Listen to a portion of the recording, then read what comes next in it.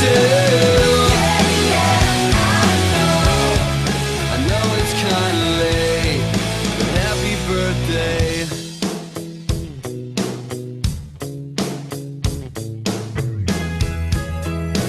to you.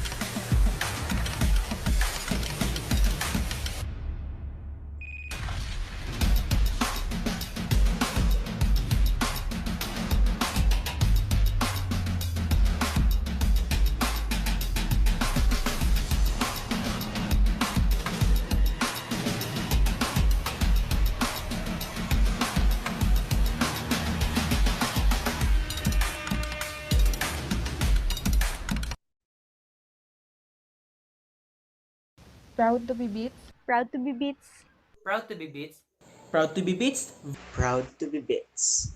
Proud to be Beats. Viva Beats.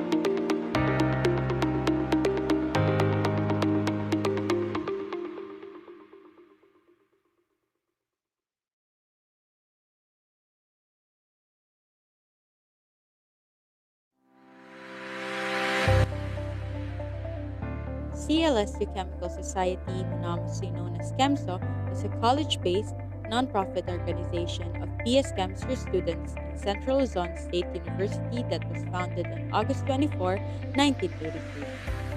CLSU Chemical Society aims to provide educational, socio-cultural, and intellectual services to the people in whom the organization is pledged to serve.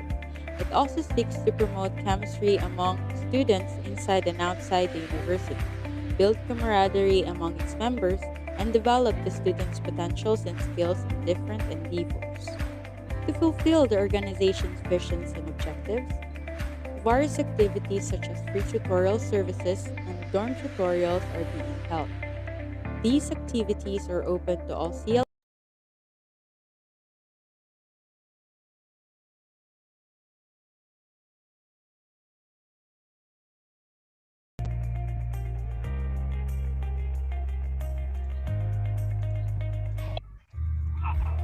Okay. Greetings to everyone. It is such a wonderful afternoon. I am very much glad that you spared your time and attended this webinar. Hindi naman masasayang ang inyong panahon dahil we prepared another learning experience that may inspire you to study and work hard para matulungan ang mga kababayan at kapwa-tao. Gaya na lang ng ating research speaker for this afternoon. So with all that, I am Rojan for Lucas. And I am Joffrey Patungan, and we will be your hosts for today's event. So ayun, I hope everyone's doing just fine. Now, this webinar is more than just science talk and some technical terms that will be coming from our speaker. But the most important part of this event is kung ano yung mapupulot natin from the discussion itself. Some will say, ay, paano po kung wala pong mapulot? No, I am certain that you will pick up something from this. Kahit kasing laki ng nanoparticle yung naintindihan mo, ayos lang yan. Everything needs to start from something. Now, we are as excited as you guys are. So, just relax and enjoy the event. Just a few reminders before this webinar starts. Number one is to secure Zoom meeting or YouTube live stream before the webinar starts. The webinar will begin exactly at 2 p.m. So enter the Zoom meeting room ahead of time. There will be limited slots. So just to remind you, this is a first come, first serve basis. Also, make sure that your device is connected to a stable internet connection so you can participate to the webinar without any interruption. For those participants who cannot be accommodated inside this meeting, you can view the webinar via YouTube live stream. And here's the link, tinyurl.com/KemsoYT channel. During the webinar, when posting and sharing greetings to everyone, please use the chat box for Zoom and comment box for the YouTube live stream. To avoid any interruptions during the webinar, all participants will be muted upon entry. Click the PowerPoint presentation on your screen to see it in full view for those who will be using a mobile phone when viewing the webinar. Participants can send their questions on both platforms anytime. Name and institution or course must be included in the query. An open forum will follow shortly after the lectures, and participants should accomplish both the attendance and evaluation form to receive an e-certificate. I think that's also learn and have fun. And thank you, partner. Now, before anything else, let's start this program with the simple prayer to be led by Mr. Raymond J. Vallarta.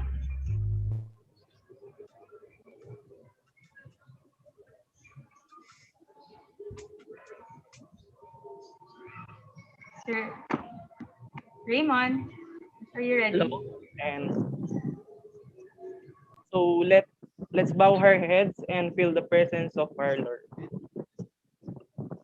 Our Father in heaven, in the name of our Lord Jesus Christ, we thank you for this day that we are all gathered here for this webinar.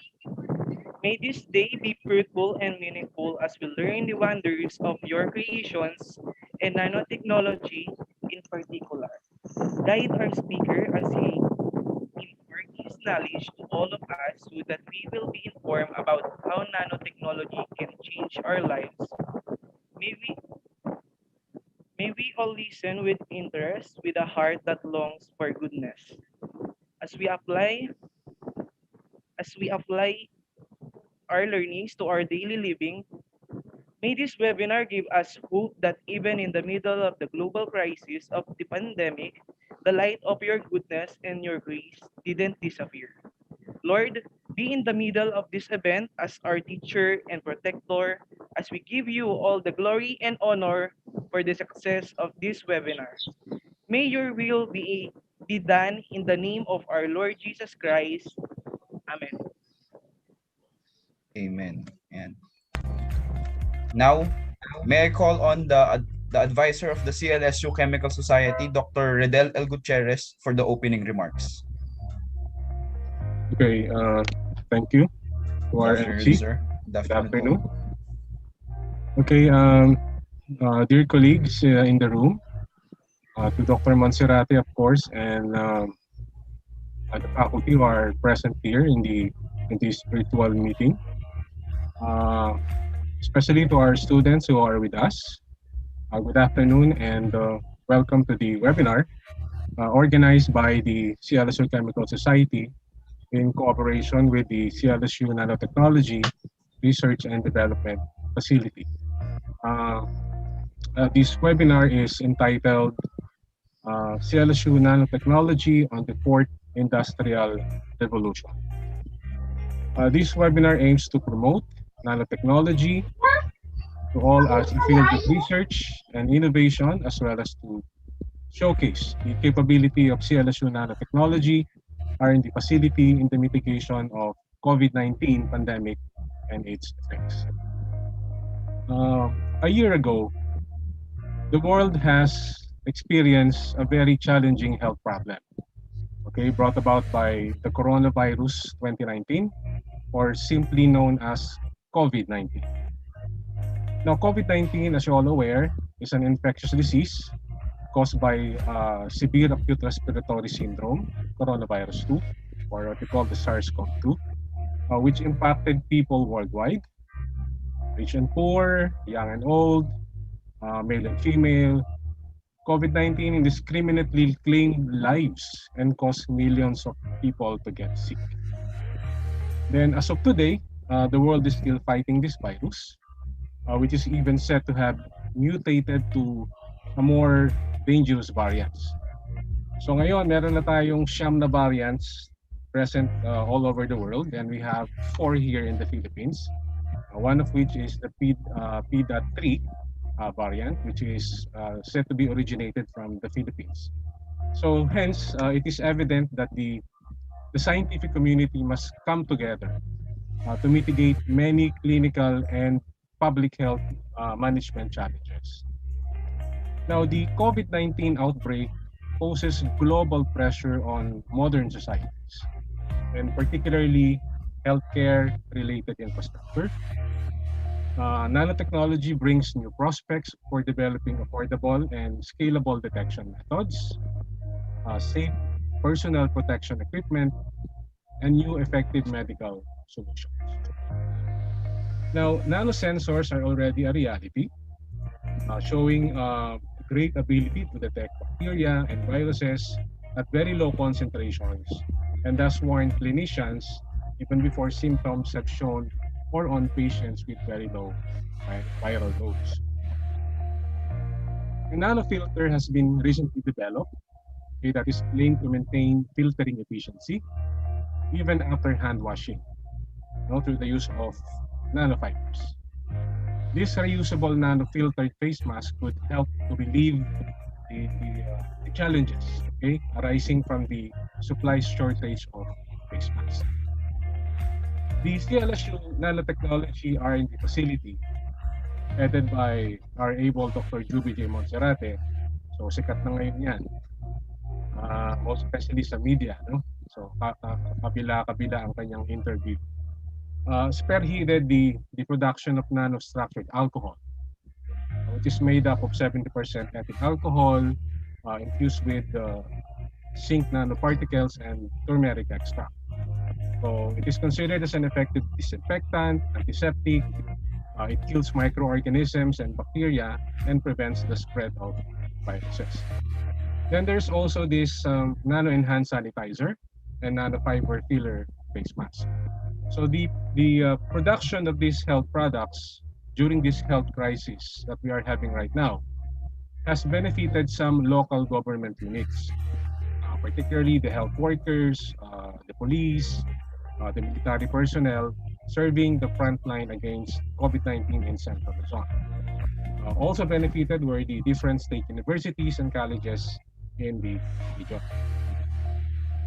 Researchers have been investigating the potential of using nanoparticles to treat bacterial and viral infections for years now.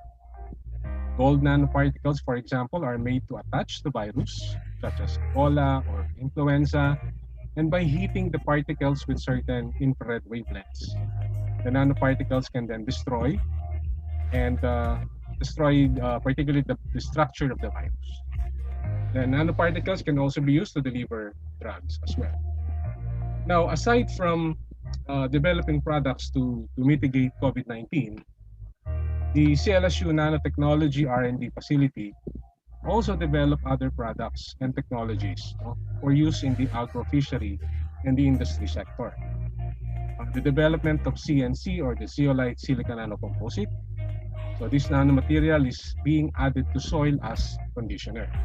So ito yung dinevelop ng CLSU Nanotech na isang teknolohiya na nilalagay natin sa lupa, no? So para mapabuti natin yung kalagayan ng tubig at lupa para sa produksyon ng tilapia. Then we have the development of the colloidal gold nanoparticles immune assay for rapid detection of bacterial pathogens in freshwater tilapia aquaculture. So ito naman yung test kit, no, na ginagamit para mas mabilis na pagtukoy ng mga bacterial pathogens sa tilapia. At marami pang ibang teknolohiya aside from the technologies designed for the mitigation of COVID-19. So yan ang mga dinidevelop ng CLSU Nanotechnology R&D facility. Now, this webinar aims at highlighting the major contribution of the CLSU Nanotechnology R&D facility that nanotechnology solutions can bring to mitigate the acute and chronic effects of COVID-19 pandemic from the detection, protection, and medication point of view. Now, nanotechnology is one of the leading candidates to be the cause of the next industrial revolution. So, kaya nga natin, we have the fourth industrial revolution. So, the technology has been a source of excitement since at least 2013, and in the past few years has finally found a number of real-world applications, particularly in medicine and healthcare. Many analysts have decided we are looking at, or for the lack of better term, the next industrial revolution. So I hope that you will learn something from this webinar as we listen to our speakers. So relax, and may you have a good mood in this afternoon from the confines of your homes. So nanonood kayo dyan. Then again, magandang hapon sa inyong lahat. Thank you. Thank you, Sir Riddle.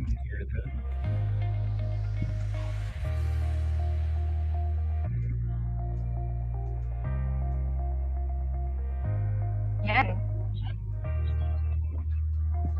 Again, thank you, Dr. Gutierrez. Now, I know you're all excited to meet our guest speaker for today. Let's all welcome a graduate of BS Chemical Engineering from Central Philippine University. He also took math physics in Nueva Ecija University of Science and Technology and had PhD Material Science and Engineering from the University of the Philippines, Diliman. He's currently a professor in the Central Luzon State University and the head of the CLSU Nanotechnology Research and Development Facility. Let's give it up to Dr. Juvie J. Monserrate. Ayan, while he's preparing his Ayan. Habang nagpe-prepare Sir Juvie, magtanong muna tayo about sa mga participants natin ngayon kung ano ini-expect nila sa event natin ngayon. Yeah, I see some familiar names on my screen. Okay, sige, tawagin natin yung mga familiar names na yan. I see Catherine Gel Fuentes. Andyan ba siya? Oo, yun. Nakita ko siya eh. Ayun. Ikaw ang nakita. Andyan po ba si Catherine? Pakigalaw ang baso kung tama ba yung pangalan na nakita ko. Ayun. Ayun. Hi, hello. So what are you expecting for this webinar? Yun, tanong ko lang. Ina-expect ko po na marami po akong matututunan about sa webinar about nanotechnology kasi po, yun nga po yung sa COVID po, marami na pong naapektuhan. So yun, parang isa din po itong way para matulungan ko yung mamamayan natin. Yun lang po. Thank you. Very nice Okay, answer. thank you. Okay, mukhang ready naman na po yata yung presentation ni Sir Juvie. Sir Juvie, the floor is yours na po.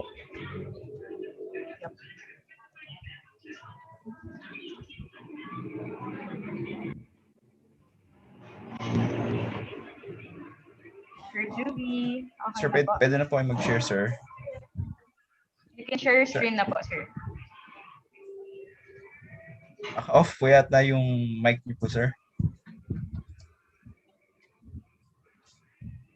Sir, unmute niyo po yung mic niyo po.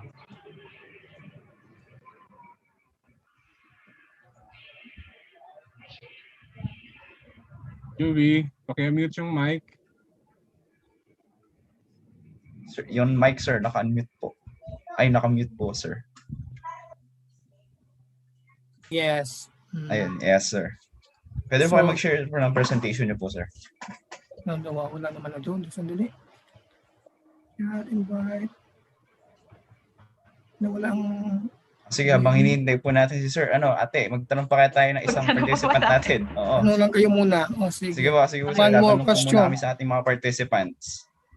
Yes. Tignan muna natin kung sino yung... Sige, hanap ka nga ulit ate dyan. Familiar Familiar names. Hanap ka. Oo.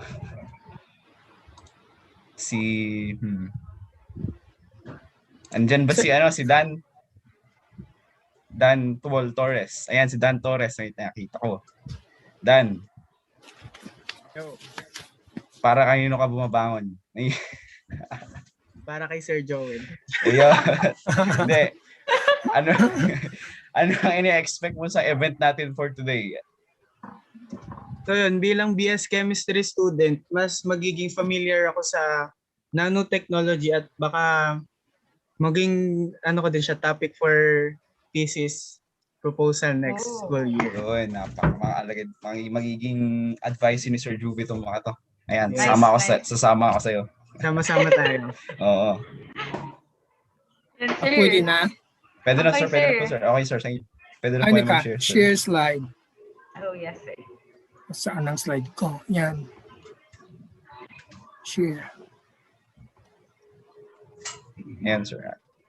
We can see your presentation na po.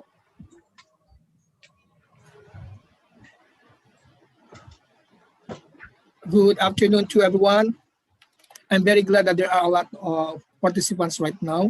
And then I would like to request also to our host afterwards kasi there are some invited guests tayo. Mayroong taga Thailand. Iwan ko kung nakapasok na sila.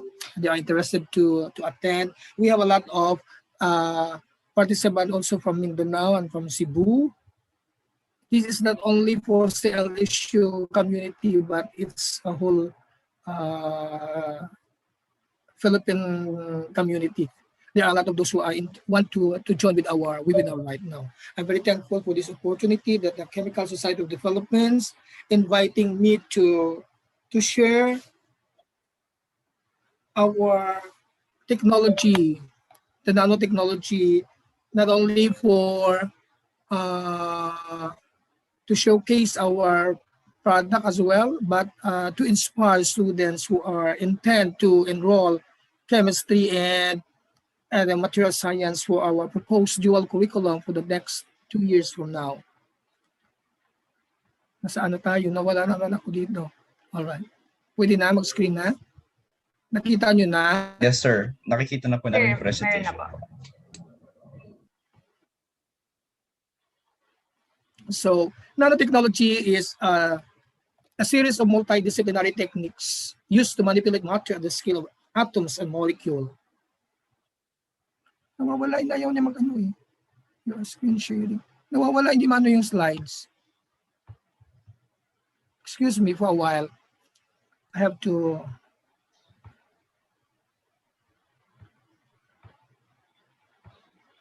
All right. The potential of this technology lies with the physical and chemical property of matter at the nanoscale. So it can be applied in various fields, including materials, electronics, biomedicine, agriculture, and energy, revolutionizing the potentials of many common fields today. The development of nanotechnology at present is at investigating phase and scientific knowledge is beginning to take place in solid application.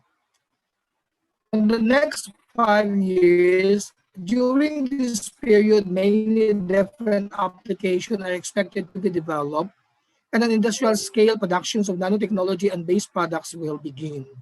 The years and more, nanotechnology will be consolidated as an industry, and consumers will enjoy a wide range of products using nanotechnology. The origin of the nanotechnology goes back December 1959 when Richard Feynman, the winner of the Nobel Prize for Physics, addressed the American Physical Society in a lecture entitled "There's Plenty of Room at the Bottom." In this lecture, Feynman examined the possible benefit for society in being able to catch atoms and molecules and put them down in a given position, and to manufacture artifacts with the precisions of a few atoms. So nanotechnology is referred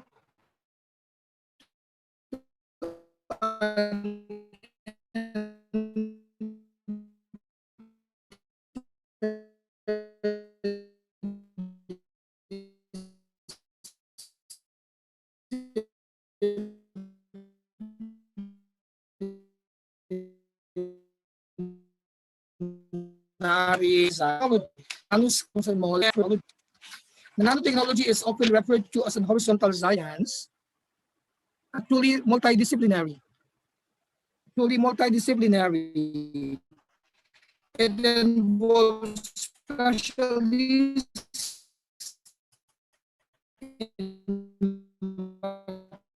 materials, working with mechanical and electronic engineers, researchers,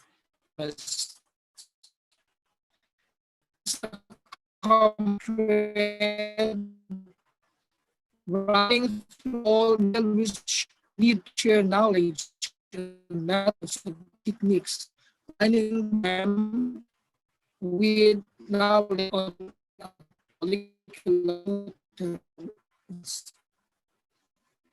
Nanotechnology, science and technology at the nanoscale of atoms model. Term nanotechnology deals with all technologies that cause production at the ranging from atom, molecular level, are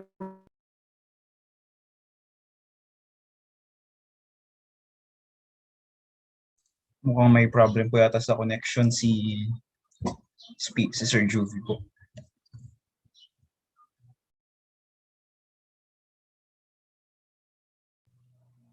Oo nga, may problem ata si Sir Juvie. So, let's take this time muna to thank our co-sponsors, which is the Nanotechnology.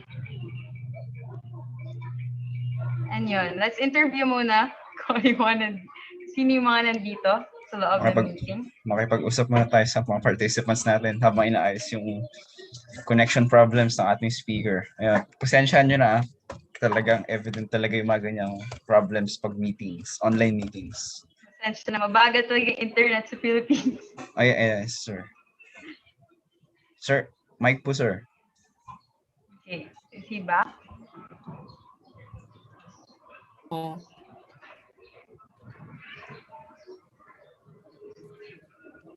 nawawala eh. Ayan, sir. Ayan, sir. Mag-share na po. Sir, pwede na po kayo mag-share ng presentation po ulit, sir.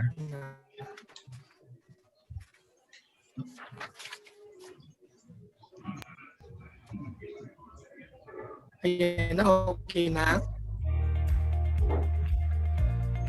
Share ulit. Yes, sir. Yes, May sir. disruption na ano eh. May disrupt. Yung wala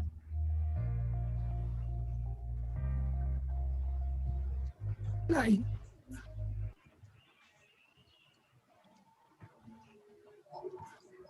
Nawawala tayo.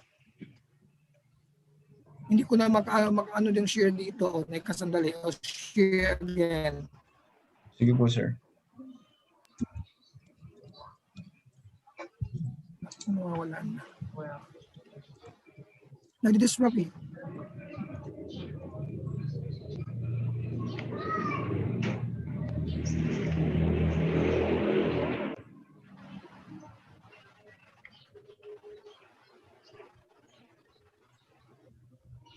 Okay.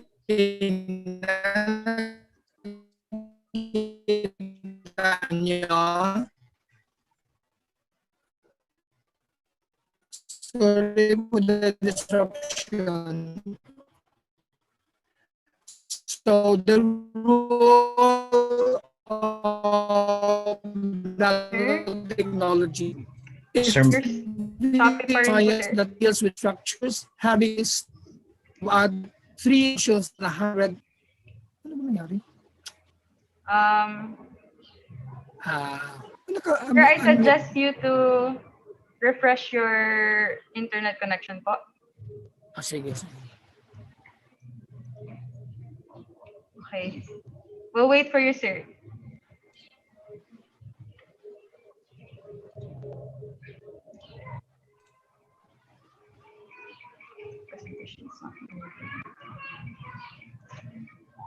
Okay naman na. Okay na? Oh, yes, sir. Yeah, we can hear you well po.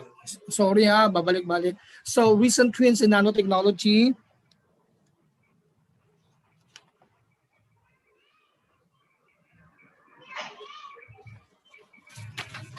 Based on the dimensions, scientists are seeking to build and smaller structures and device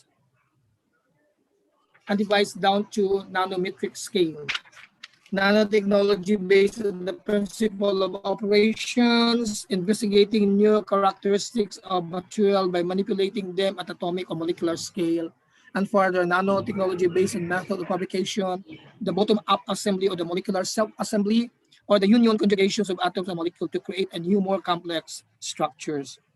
There are two main factors affecting the move from microparticle to nanoparticle are therefore marking the special properties of nanoparticle. First is the size reduction.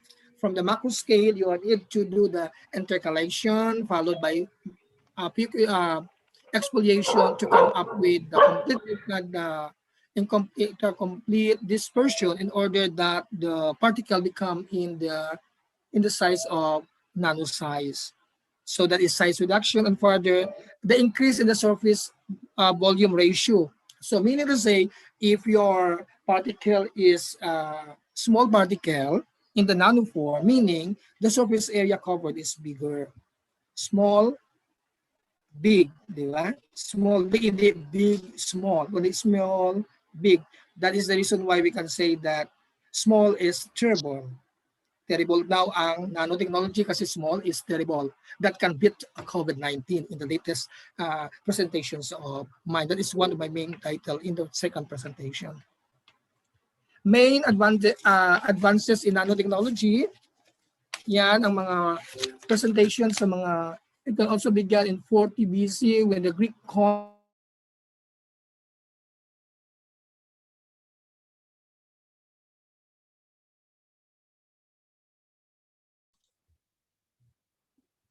Copy about it, sir.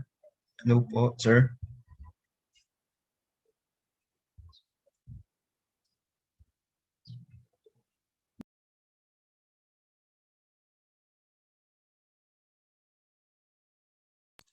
Disrupt na naman yata, Ate Rog, si Sir Juvie. Oo nga, it looks like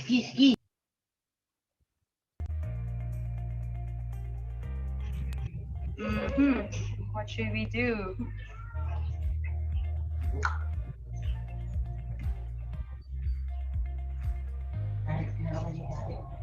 I think let's proceed muna to our game.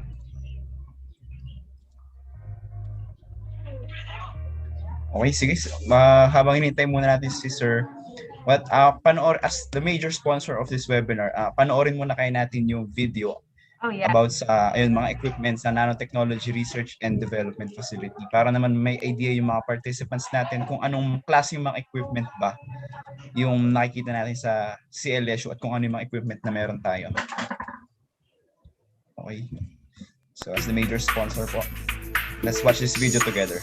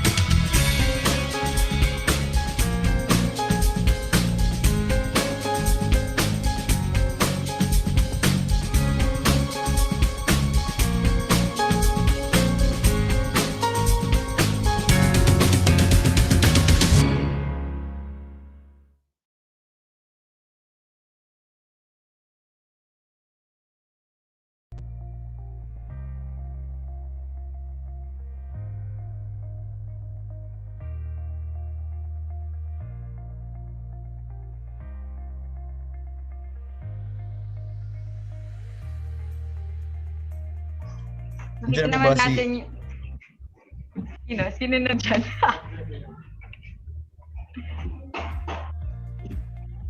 Kuya Raymond, nandiyan na po ba si Sir Juvie po sa waiting room? um, Yes,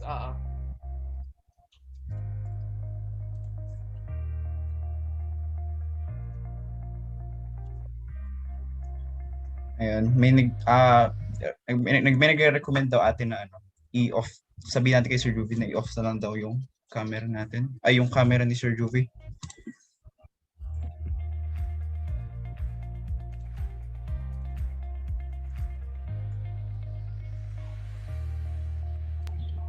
yeah. So, most probably yun yung gagawin natin.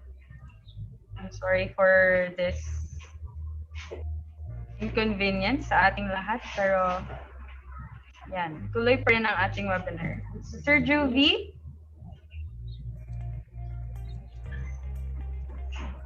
Sir Juvie? Diyan na po ba kayo?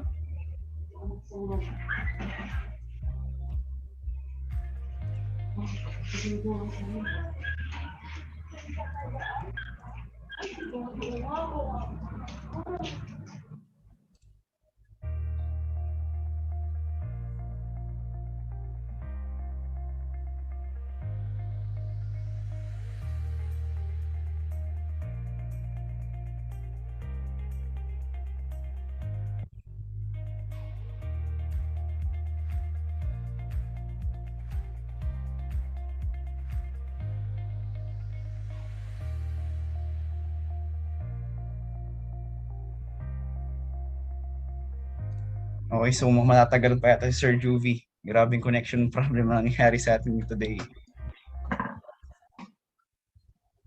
Sige, makipag-interact muna tayo sa ating mga participants para makilala naman natin kung sino yung mga participants natin today.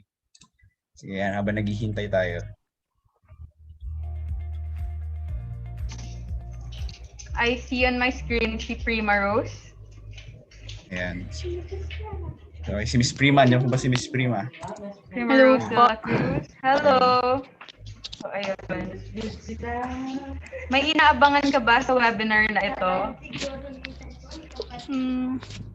Aside from what is nanotech po, I want to see po the processes po or how nanotech po talaga na nagagawa or the process of nanotech po na naging sa mga sa mga materials po na na-develop po ng CLSU Nanotech for COVID prevention po. Yun po. Yan, yes. Sobrang dami talaga ng applications kasi ng nanotechnology. Nung senior high, alam ba ate, nung senior high, naisip, sa proposal namin sa research nung about sa in-apply namin yung apply sana namin yung nanotech sa engineering. Parang yung hollow blocks. I-apply namin nanotechnology kasi sobrang ang daming related studies na nagsasabi na ang nanotechnology talaga is applicable kahit sa ang area yan sa engineering kasi yung arrangement ng atoms parang tayo yung mag-manipulate, i-alter natin yung position nun yun. And yung sa pag-alter kasi na yun parang sobrang laking change noon sa sa mismong output natin. Kaya nagbabalak din ako mag-nanotech talaga. Ikaw ba ate, magna-nanotechnology ka rin ba sa research mo? Yes, actually, yung nanotechnology is incorporated siya sa aking thesis. I will use it sa photocatalyst, as a photocatalyst. Nanorad application siya. So, yun, dapat marami kayong matutunan dito. At nakita nyo ba yung mga equipment kanina? Talaga naman sobrang ganda nung nabuo na facilities para sa atin. Hindi na natin kailangan pumunta ng Manila. Hindi na natin kailangan lumuwas. Oo. Diba? Yun. Dati so, kasi dapat lumuluwas para lang magpa-test dahil wala tayong instrument noon or equipment. Ngayon, meron tayo kaya dito na tayo sa university natin. Yan. All thanks yun sa mga researchers and thesis na nagawa ng team ni Sir Juvie. So, ayun, ang ating speaker for today.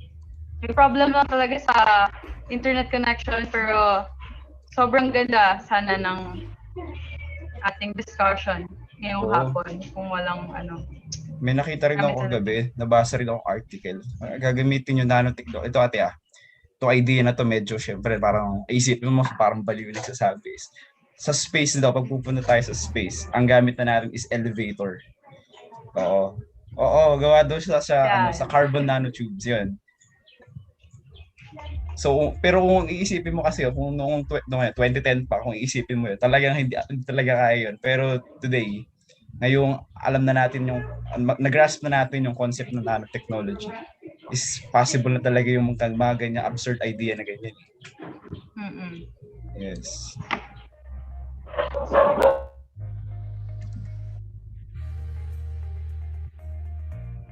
Ready na ba si Sir Julie? Is he in? Still already in the meeting? Like wala pa yata. Wala pa rin. Ano ba yan?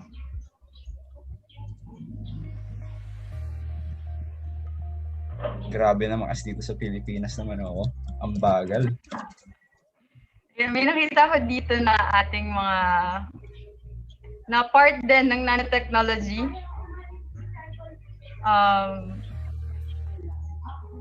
Sir Hill, Felicissimo Cabrera. Andun siya. Hello. Hello, sir. Hello. Kumusta kayo? Ano pong application ng nanotechnology na na-try nyo and yung relevance niya po? Okay. Start natin. Nag-start ako mag-work sa Nanotech nung undergrad thesis ko nung 2016. So ano siya? Open camera naman po. Sige. Ano siya actually? Gold nanoparticles. Actually magkakasabi kami nila Sir Paul nyo eh. Gold nanoparticle ang winerk namin and then ang application niya is sa pag-detect ng sakit sa mga kalabaw kasi sa Philippine Carabao Center kami nag-thesis. So, yung work namin, you can find sa Google Scholar. Search nyo lang yung name ko. Saka, or kahit yung name na rin ni Sir Juby kasi both papers naman published. And then, nung nag-MS ako, nag-work ako sa nanofibers, sa wound dressing systems, alternative na wound dressing. Nag-work din ako sa zinc oxide nanorods, photocatalyst din. Nag-work before pandemic, nag-work ako sa copper oxide for nanosensor sana. And then yung master's thesis ko is gold nanostars na may graphene oxide na nanosensor din. So yan, hopefully magawa natin yan lahat sa Nanotech R&D kasi parang exciting na siya mag-lab kasi we have our SEM, UBBs, and to name a few. Yes, thank you, sir. Diba? Ang daming application ng nanotechnology. Yan, yes. Ano pa ba? Sino pa bang nakikita ko dito na part ng nanotech? Sir Paul? Eugenio? Hello. Good afternoon, guys. Sir. Good afternoon, sir. Po. So, ano naman po yung naging part ng nanotechnology sa inyo as an undergraduate noon? As an undergraduate, actually dalawa. Yung sa PCC noon, yung sa detection, sa DNA detection nga using gold nanoparticles, which is hindi ko natapos that time. Tapos yung sa PhilRise noon, sa encapsulation ng anthocyanin. Yun yung natapos ko na thesis noon. So, currently yung sa sinimula namin yung sa mga project ni Sir. And chemist in charge din ako dun sa production ng nano-alcohol last April 2020. Yeah. So, marami pa rin naman mga study. Kaya hopefully kayo, yung mga chem and other allied field is maging part din ng nanotechnology. Yes. So you're part also of the team na gumawa po ng alcohol? Yes, chemist in Sir, charge can you ako. tell us more about that? Though i-discuss po siya mamaya, pero pwede niyo po bang ikwento yung mga ginawa niyo pong processes, ganyan? Actually, nag-start kami before sa production pa lang ng sanitizer. Based dun sa may mga natira kasi kami dati ng mga ginagamit yun sa pang-extension dati, community outreach yung gumagawa ng hand sanitizer.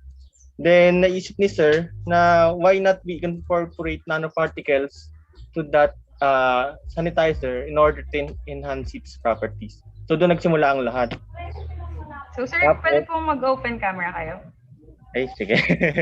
Okay. Teka lang nasa loob. Yan.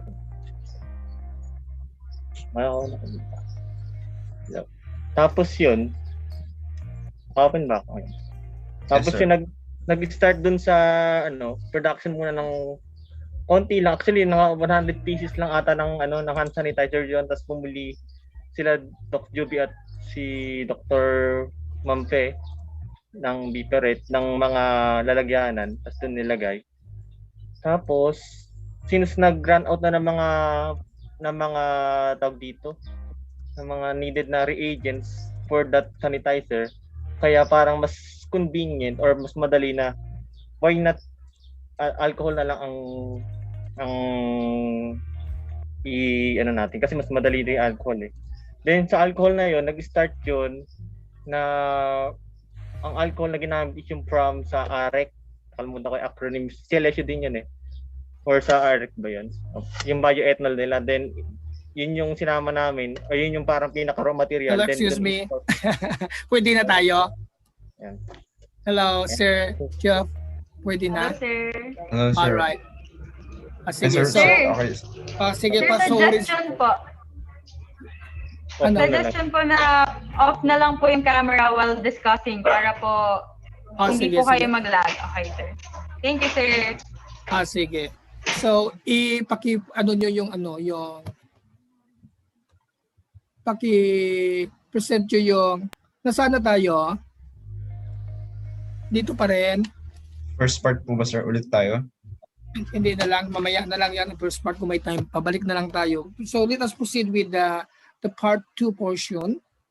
So I'm very much sorry, medyo nagka-problema ang natin yung signal. Yes, sir. And I think can happen nga po. How I wish I could. I'm very much sorry. Marami pa tayo mga kaya marami akong mga ibang state university who really want to join with us. So let us start first with the COVID-19 para makaka-revive tayo ng attention ng So magpo-proceed tayo sa COVID-19 na presentation muna. Balikan na lang natin mamaya yan yung isang Sige po, sir. I-share screen lang po namin saglit, sir. Kayo na mag-share screen. Yes, sir. Hintayin lang po. Ayan po. Para hindi na dito Yes, sir. You can present na po, sir.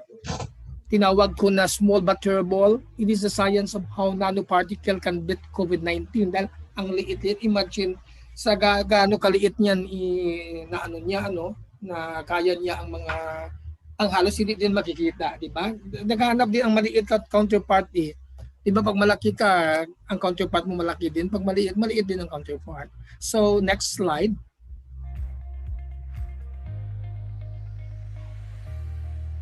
So, the global outbreak of coronavirus, pwedeng nyo lang muna ang dito, yung screen nyo, yung video screen nyo, paki-off nyo lang. Kasi may mga na-commit tayo na words hindi makikita ng Paki yung view nyo ng yung what I mean. Yung video nyo. Ayan. Kasi hindi nila nakikita eh. So, the global outbreak of coronavirus diseases 2021, paki-remove yung hindi makikita yung yung Nakikita na po namin, sir. Hindi, what I mean, kung nakikita nyo na, yan, full screen tayo, no? This is a novel infectious disease caused by severe acute respiratory syndrome. The coronavirus or SARS-CoV-2 has caused a worldwide heat emergence. The outbreak was recognized as a pandemic by the World Health Organization on March 11, 2020. It take a year na we don't expect that ito na ang mangyari, no? And then the emergence of COVID-19 has brought consciousness to people about health and risk of contacting the virus. Next slide. Another slide. So here are the overview of the COVID-19 tracker in the Philippines. Active cases, ito medyo mga last month pa ito na mga data natin eh. 30,047 pero nagbabago na ngayon habang kasi nag-slow down tayo and then bigla na naman nag-increase, no? I thought it's a continuing process na magdating na tayo sa optimum emergence. To that extent, ang dami at dami na naman.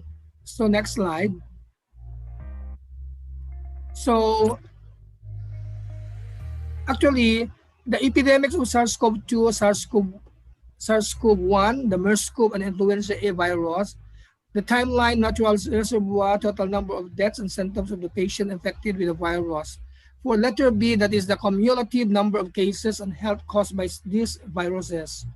Case fatality rate, CFR of patients, or case fatality rate or CFR of patients infected by virus, strategy by age, adopted by Abderrahman et al. In 2020, no? Diba? So, maliit pa nga, ito yung COVID is mas marami pa yung influensya actually, di ba? On next slide. So here are the characteristics ng different viruses, SARS-CoV, SARS-CoV-2, MERS-CoV, and influenza A. So the year of the first reported cases in 2019, no? 2002, and then another year, 2012, 2019, 1918, ang layo bago nasundan na naman ng 2012. After that, ilang years, mga 20 to 40 years bago na naman, almost 20, di ba? Sa China, usually sa China at saka sa United States. Ito mga Chinese is a great contribution sa mga virus na iyan. Naglalaro-laro lang sila, para akala lang nila kung ano. Kasi usually, because of so many people ang population nila is so many, to that extent na mga rats, mga bats, kinakain na nila yan. They cannot afford to buy what we can buy right now. Sa mga remote areas, ang reason na bakit sila kumakain, mas mura at only kaya pupulutin lang nila yan, hulihin nila yan, and they can balatan nila, pwede nila iluto nila, kakainin na nila, or even raw, kinakain nila. And that's the reason why ang yan ang nangyayari. Because of sa sobrang hirap. Akala mo mayayaman ang China, but then pag tiningnan natin sa locality natin in the remote area, mas mahirap sila dahil sa dami nilang population. To that extent na they keep on eating such mga hindi nila alam na doon carrier yan ng mga viruses natin. Alam mo naman yung mga virus na yan, nagtatago lang yan, hindi natin nakikita. Pero dahil ang immune system natin pagbababa, ayan, papasok at papasok yan. Naghanap siya ng mga host na katulad ng animal, ng tao, ganun. Doon sila nagtatransfer to that extent. So please beware of kailangan natin mag-maintain natin ang immune system. To that extent, the nanotechnology right now can help a lot on the next succeeding slides that we have. Next slide, please. So we have the three proteins, the membrane protein, the spike protein, and the envelope protein. No? Diba? So yung rule ng mga natin dito na ginawa natin kasi may antiviral property niya, in-stop yung propagations ng RNA, ang RNA niya, in-stop yung propagation to that extent na hindi na maka-attack yung mga virus natin. Next.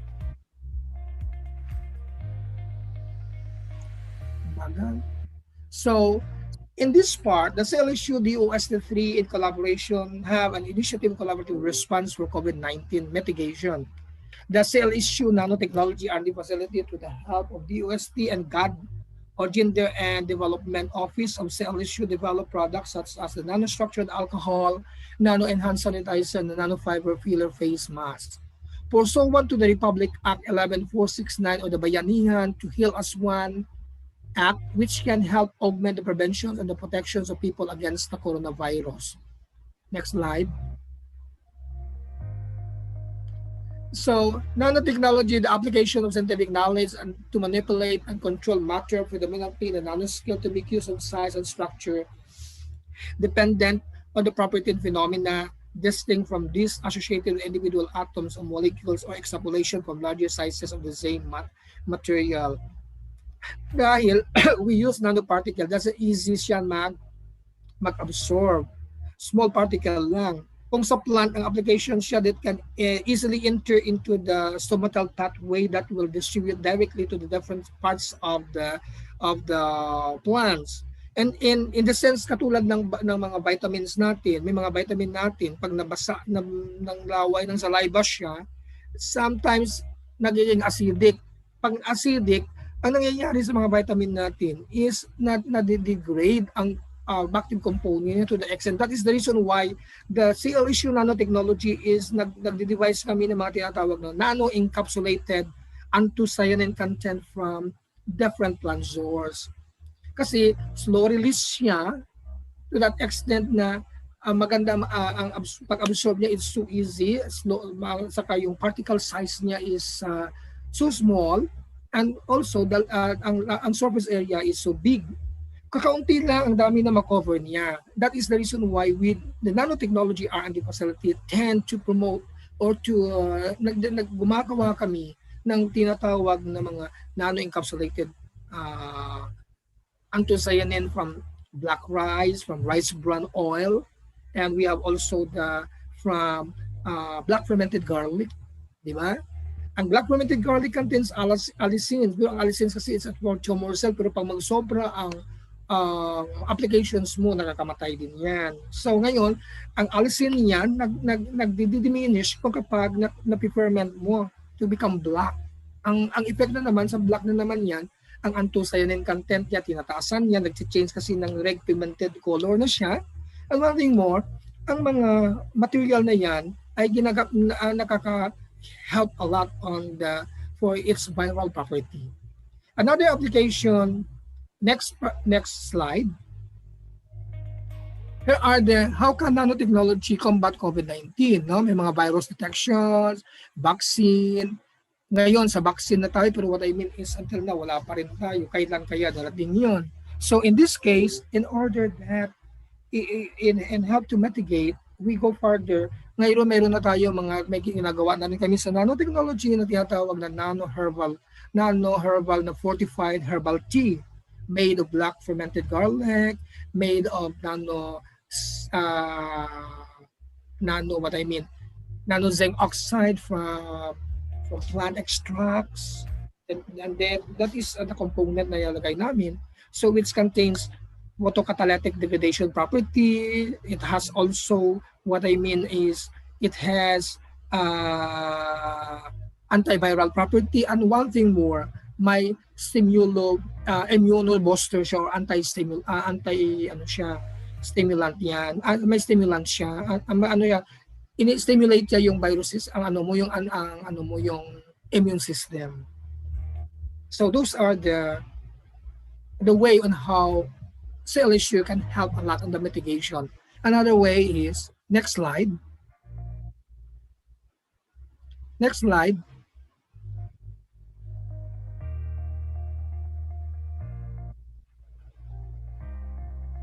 So we have what we mean that we have the nanofiber face mask. Our nanofiber face mask can be rewashable. Ang ano niya, yung tela sa labas is rewashable. And one thing more, there is a nanofiber inside. The nanofiber has a fiber diameter of less than 100 nanometer. And then one thing more, if in touch, kapag natatouch siya sa tela, sa garment mo dyan sa labas, so tinotrap siya ng nanofiber. Then a nanofiber has a diameter size of less than 100 meter. The virus is malaki kaysa sa nanofiber natin na diameter size, or even the particle size of the component which contains the nanozinc oxide, the nanosilica, and the nanoturmeric. Or bago sa atin yung nanoturmeric. The nanoturmeric is in the nano size. It contains a bioactive component known as curcumin. And curcumin is an antiviral, has an antiviral property, has the immunostimulant or immunobooster property, and it has also anti-tumor property ang curcumin. Ang nanozinc oxide, ganun din, may mga antiviral property. To that extent that nanozinc oxide has the photocatalytic degradation property.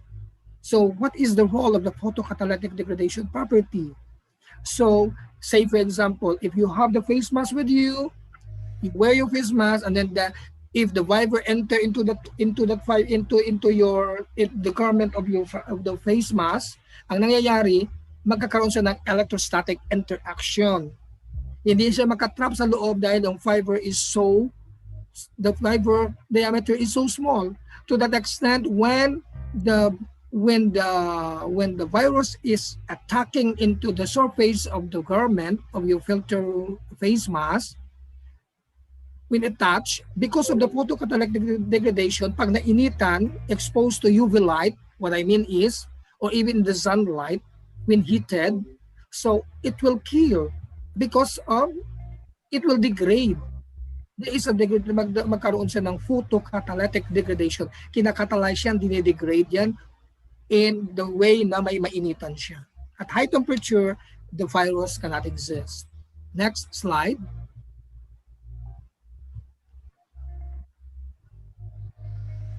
So, the Central Luzon is a premier agricultural university in Central Luzon in the Science City of Muñoz, Nueva Ecija, have different strong research academic units that are engaged in various academic and research undertaking. The application is growing rapidly as its utility have huge importance in the way we live and conduct our lives. There are numerous gains from using nanotechnology in the field of agriculture, fisheries, food processing, and packaging, where the benefit of nanotechnology should be tapped and where this project is anchored.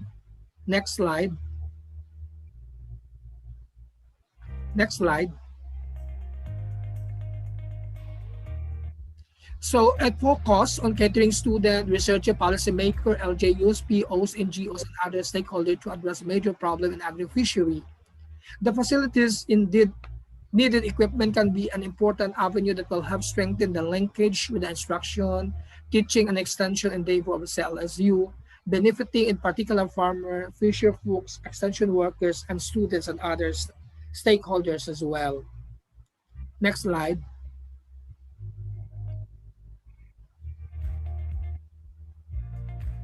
As a response to COVID-19 situation, it brought to the dwindling source of ethyl alcohol, kinapos kami ng supply, limited volume ng 70% alcohol.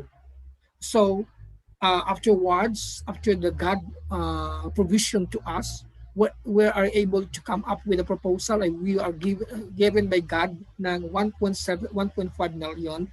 Further, the DOST Region 3 also is supplying to us ng 1.5 million to come up with our the procurement of 70% alcohol. So ang counterpart ng nanotechnology is to supply the nanoparticle for the promotions of the nanostructured alcohol, nano-enhanced sanitizer, and the face mask having a nano fillers. And we provide our product for free to all over the region. And even in Mindanao, I sent sample to Mindanao. Western Mindanao State University in Cagayan de Oro, in Mindanao State University in Cagayan de Oro, nakakuha din sila. Napadalan ko even in MMSU. They have the sample. And then the offices in DOST, in Fisher, ITDI, Picard, we supply the materials. Pwede ko masabi na our product is a nationwide product na namin na pamimigay. Next slide.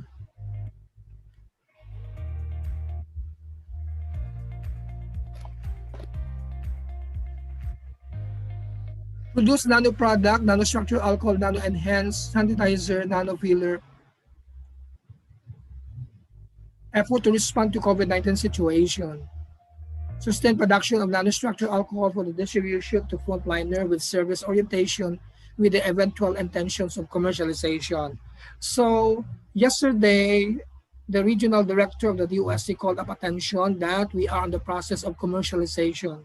There is a business entity who want to adopt our technology for the productions of the nanostructured alcohol. Sila na magpo-produce. Kami magpo-produce ng nanomaterials, and they will be the one to supply it to the market. Next slide. All right, these are the nanostructured alcohol. So these are the schematic diagram of the curcumin. We do the organo modifications with aminolauric acid. We do the intercalation process to come up with the curcumin aminolauric acid assembly. And then added with silica zinc nanoparticle. Nag-undergo sa ng trituration to come up with the finished product, the curcumin aminolauric acid nanosilica zinc oxide structure. And these are the material to structure the alcohol. Another slide. All right, these are the chemical structures of curcuminoids from turmeric. Another slide. Here are the pathway process, actin filament organization, viral entry, dengue virus, and then anti-inflammation, mayroon tayo, may antioxidant, mayroon tayong conformation of viral cellular surface protein, the viral attachment. Those materials are the pathway impacted by curcumin under effect and virus. Next slide.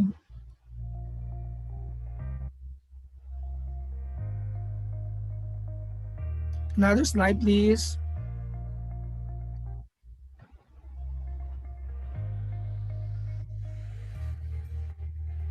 Next slide.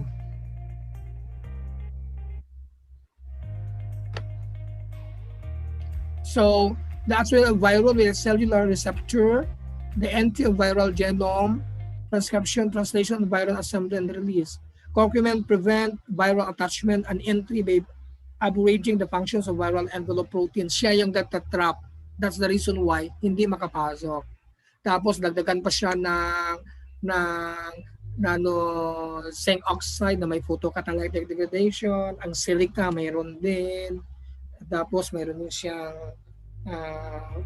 nagkakaroon siya ng electrostatic interaction to the extent that ang pag magta-touch pa sa fiber na maliit, talagang mabubulunan siya. Hindi na siya makakahinga. Another slide.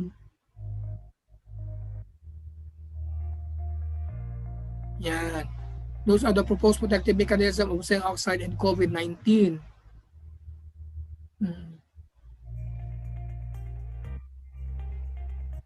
Another slide, target cell, the virus, the surface receptors, virucidal silica nanoparticle. Another slides, viral inhibition, property of surface modified silica nanoparticle.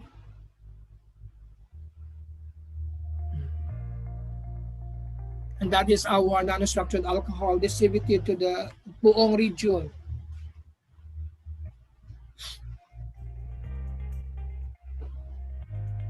That is a nanofiber, and we have the electrospinning in CLSU. Nanofiber with diameter in the nanometer range can generate from different polymer and hence have different physical property and application potential. At CLSU R&D facility are made as filler for face masks.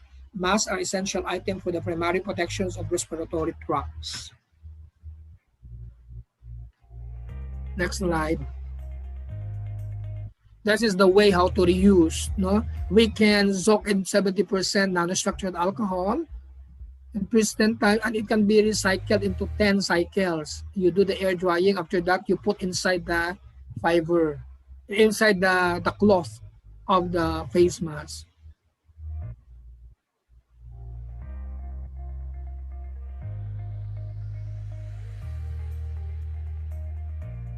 This is our initiative, serving the region.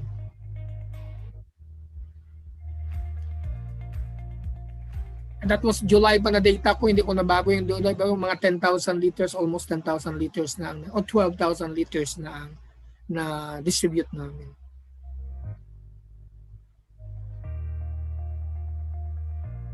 And thank you to the following, the LC3, CLSU DBM, Pichert, Picard, CLSU Administration, Eric, College of Engineering, CLSU Community, and Nanotech staff. And to all of you who are here right now, thank you.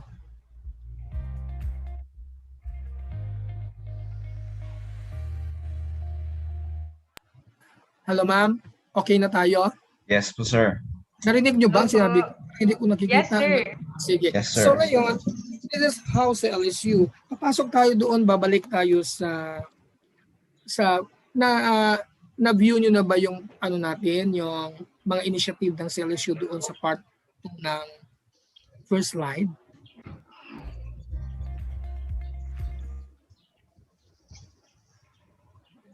Paki-share na lang ng Ito, slide. sure. Isi-share screen na lang po, sir, yung unang part po natin. Sige, unang part. Sige po, Pasensya, ha? Ayos I lang wish po, I sir. could. Hintayin lang po natin na i-share screen. Sir, you'll continue for the first part again? Mamaya sige. po. Let's have a game po muna. Opo, Para po makapagpahinga po yung bosses niyo. Opo, yan. So okay ba narinig din nila kanina na ano nila? Yes, sir. Narinig nyo rin yung presentation ko? Yes, Yes, sir. Narinig ko po. Okay. So, before we start the second part of this webinar po, let us have some fun muna. Laro muna tayo habang inaayos pa ni sir yung ano niya, habang nagpapahinga pa siya. Okay. Alam ko last time, kahit pa paano is nag-enjoy naman kayo sa icebreaker natin. Kaya naman today, hindi lang ang mga participants dito sa Zoom meeting natin ang pwedeng sumali. Yes, you heard me correctly. Kahit po yung mga audience natin who are watching live with us, you are encouraged to join po. To keep it fair, naghanda kami ng separate games para sa mga participants ng Zoom meeting and those who are watching live. Ayan. So this game is entitled. Okay, tignan natin.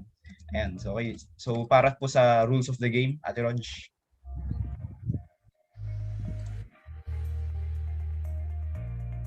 Your mic Ate Rog.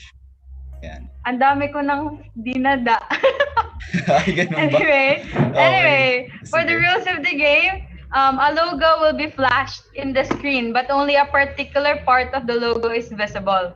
And then the crop part is viewed as overly saturated or artistic effects may be evident. Participants are given 15 seconds to guess the logo, and then the answer should be sent through the chat box or the comment section. 3 logos would be flashed, and then there would be only one winner each. Nakita ko na yung sagot. Example kasi yun. Okay. Sige, tuloy. Sa rules muna tayo. Ayan. So, dapat different winner per logo. Kapag nanalo ka na ng isang beses, hindi ka na pwede umulit. Okay, so ayan. One is enough. Oo. So para talaga siyang logo quiz, pero instead na full outline ng logo ang given, particular part lang ng logo ang nilagay namin. So sa unang round po ay yung mga nandito muna, yung mga participants muna natin sa Zoom meeting ang kasali. Standby po yung mga participants sa YouTube Live. Yan. So before we start, how about isang example muna para ma-familiarize kayo sa flow ng ating game, okay? Sige, so here's our example. Ayan, so ito example natin. Okay, And then, time starts now. Timer starts now, gano'n. Ita-type niyo yung answers niyo. Ayan. Ayan, example niyan. Hindi, Ano ba yan, Twitter ba Dove? yan? Dove yan, di ba? Mukha naman Dove. Dove siya. Sabon pala, no? Ayan. Okay, so, yan, tapos na yung time. Ayan, then i-reveal na agad namin yung name ng logo. Ayan, sounds good? Okay. Okay, mukhang ready na yata lahat. Okay, fingers on your keyboard po. So, for the first logo, ayan, start na natin. Ayan, mukhang familiar yata yan. Okay. Timer starts now. Parang maraming gwapo at maganda dyan, ah. Okay. Totoo ba yan? And 3, 2, 1, and okay, end na po. Time is up. Time is up na po. So, okay. Familiar talaga yan. Okay. So, it is the CLSU Chemical Society or Chemso. Okay. So, meron po tayong mga facilitators na i-scan na lang po nila yung answers nyo kung sino po ang nauna. Ayan. Now, moving on to our next logo. So, logo number 2. Okay. Timer starts now. Ayan, mabilis dapat tayo. Ano yan? Oo. Ibon yata. 5 seconds remaining. Okay, 3, 2, 1, and okay, end up na natin. Okay. Ayan. So ano ba kinukumpleto nitong logo na to? Ayan. And yes, it is the Tesla. So FYI lang, no. Tesla is an American electric vehicle company wherein si Elon Musk nga yung CEO nito. Pero hindi siya yung pinaka parang original na founder ng Tesla. So kung gusto niyo bumili ng Tesla car, around 1.8 million lang naman yung pinakamurang model, which is yung Model 3. Ayan, sobrang mura. Murang-mura? Oo. Okay, on to our last logo. Mukhang familiar din ito ah. And timer starts now. Ano kaya yan? Grabe, paghahalata mo talaga yung mga addict dito. 4, 3, 2, 1, and okay, so ayan. Yan. Isang kanta nga po ng Blackpink. Ano ko, ikaw ba kakanta ate?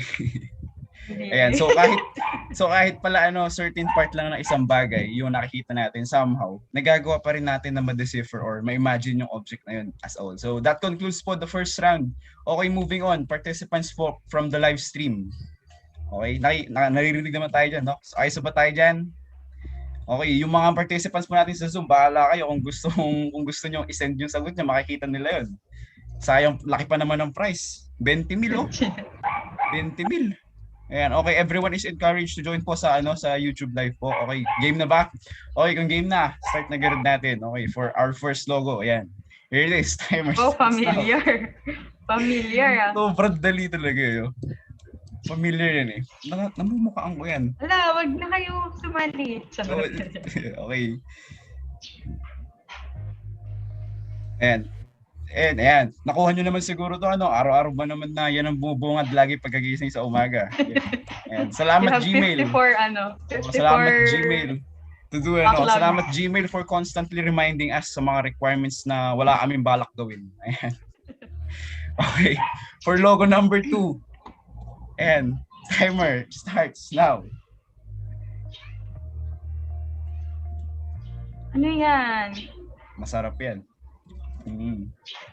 Ay, ano yan? Kapartner ng mga college students. Iniinom. Oo. 3, 2, 1, and time's up. Okay, so reveal na natin. And it is Swiss Miss. Alam nyo, may childhood memory ako dito guys eh. Oo, kayo lang. Ikaw Ate Rose, baka naalala mo rin. Parang tuwing gabi nun, nung bata tayo, parang tuwing gabi lang pinapalabas yung commercial na yan. Pinapatulog kami maaga nun. Kasi sobrang weird. Ngayon lang. Sobrang weird kasi parang sa gabi ko lang napapanood talaga yun. Okay, next logo na nga. For the last logo. Ito, familiar talaga to eh. Ito, familiar. Yan, timer starts now. May magka-holding hands yan ah. Tatawa ko eh. Familiar talaga to. Ayan. 5, 4, 3, 2, 1, and 15 billion. Oh, so ano nga ba ito logo? Ay, ganun. Dapat baguhin natin yung price dito. Hindi dapat 20 lang, 15 billion yung price. 15 billion na yung price dito. Okay, sa YouTube live, kung sino yung nauna doon, 15 billion yung price mo. Okay, so... Sabi ng pure gold. Okay, yung mga facilitators po natin, kayo na kung bahala mag-scan po ng kanilang answers at ipopost na lang po yung yan. Okay, sana nag-enjoy kayo kahit paano ha. Congratulations sa mga winners natin. Ipopost na lang yung mga names nyo sa yung mga malalapit na presinto dyan sa inyo. Sa page yun ang KEMSO kasi. Hintayin nyo na lang dun guys. Yan. Again, congratulations and sana ay napasaya namin kayo sa icebreaker namin. Yes. Okay, well, I hope you really did enjoy that game because we're now going to start the part of the... babalik tayo sa part 1 of the discussion. Yes. Still with Dr. Juvie. Pero while he's preparing, Sir Juvie, while you're preparing, I heard na meron tayong ibang mga nanonood from other countries like Thailand. I just wanna say and greet you. Sawadee ka. Ang tagal kong pre-practice yon. Sana ma-appreciate you po. Don't inform dun Okay. So, ayun po, acknowledge po natin yung mga bisita po natin. And okay, Sir Juvie, ready na po for presentation 1 po. And ayun si Sir Juvie.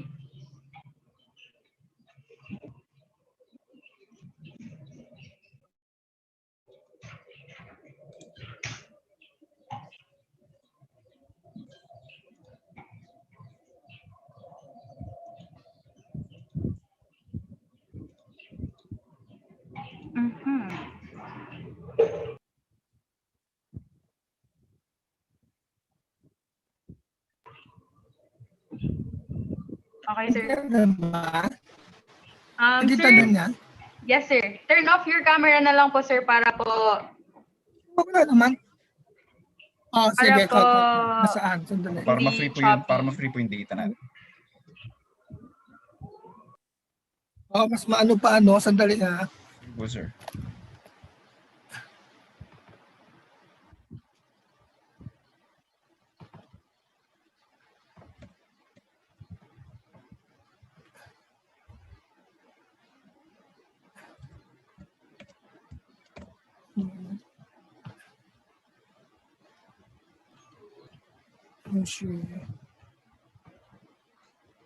Share.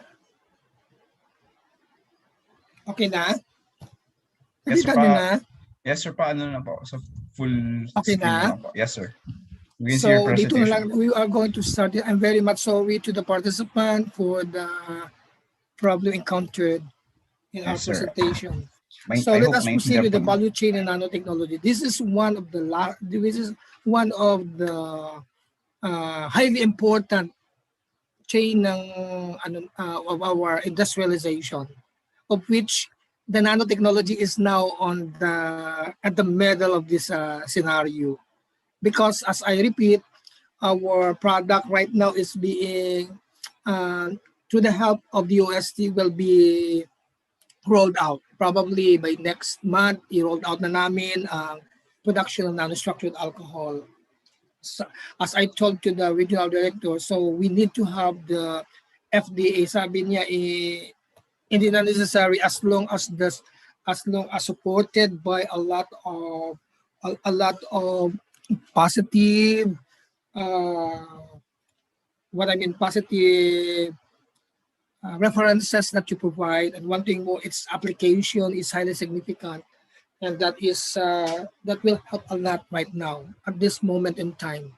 So we need to have, because the very good product is not you are going to give it for free, because people are tend to say napakaganda, very good yung product as long as they are given free. But then if they are going to buy, hindi na maganda yan dahil it's a big burden on their pocket. But if the product is good, whether it is expensive, as long as the application as well is good, and go directly specificity and specificity of the project of the product. What I mean is, and the existing problem that we have can help a lot. So that's a very good problem, and that's a very good project that you can introduce into the market. So we're on this phase right now. We are going to discuss on the value chain in nanotechnology, which give an overview of the process leading from the inceptions of scientific knowledge, concept to delivery of the product and to the end consumer. The phase is we have first the R&D science, or the research and development, and what is the science aspects on that matter. So you have to apply the technology, na-apply na natin ang technology to the end user, to our consumers, and to our frontliners right now. So we are ready for industry. So if you are ready to industry, is there any industrial firm that are willing to accept or to adopt your technology? If they are willing to adopt the technology and they are very strong enough, ready to sell your product, so you have the market, and then further, you have the market penetration. So then, do not, according to Yusek Guevara, as they propose ni Ma'am Fe, yung nag-share si Ma'am Fe, yung product namin na Nano Zell Light Silica Composite for the conditioning of soil and water in aquaculture. She's really amazed, and she's really thankful na their objective towards commercialization is ma-realize na. Kasi Sir UV, excuse me po. Yes. Yung view po ng PowerPoint, pa pwede pong sa full screen po for better viewing po ng para sa participant. What I mean? Full view po. What I mean? Yung screen mode presentation po. Yes po. Full. I-ano nyo po. Show nyo po. Yung current slide po. From current slide po. From current slides? Yes, sir. Yes. Para for better viewing po.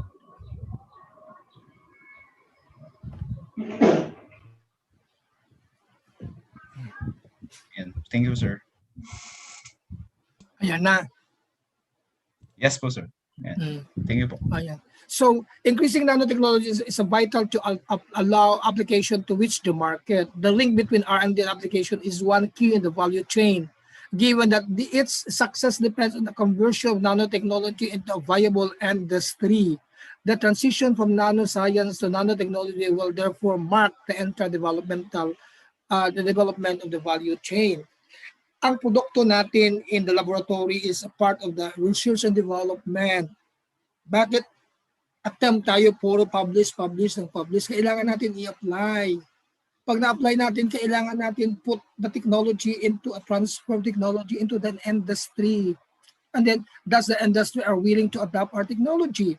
If they are willing to adopt our technology, so titingnan na natin ngayon yung market penetration. How are we going our part? Kasi may tanong, how effective yung nano-structured alcohol to the alcohol?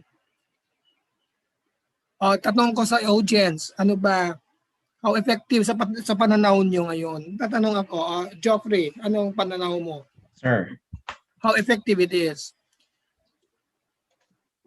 Sir, kasi po noon, senior high po talaga po kasi is parang na-introduce nyo rin po sa amin is yung nanotechnology po and yung without knowing the nanotechnology, how would you believe?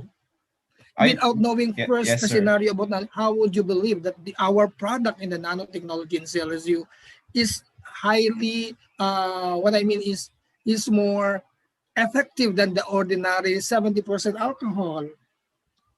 Yes po, sir. Given po dahil meron tayong mga sophisticated po na equipment na present po ngayon sa ating university. Yes, and one thing more, kasi does our product is ready for market? That's the question. Are we ready for market? I think kailangan po mag-undergo pa po ng mga parang further studies po. Pero I think ready that's the naman reason. na po, sir.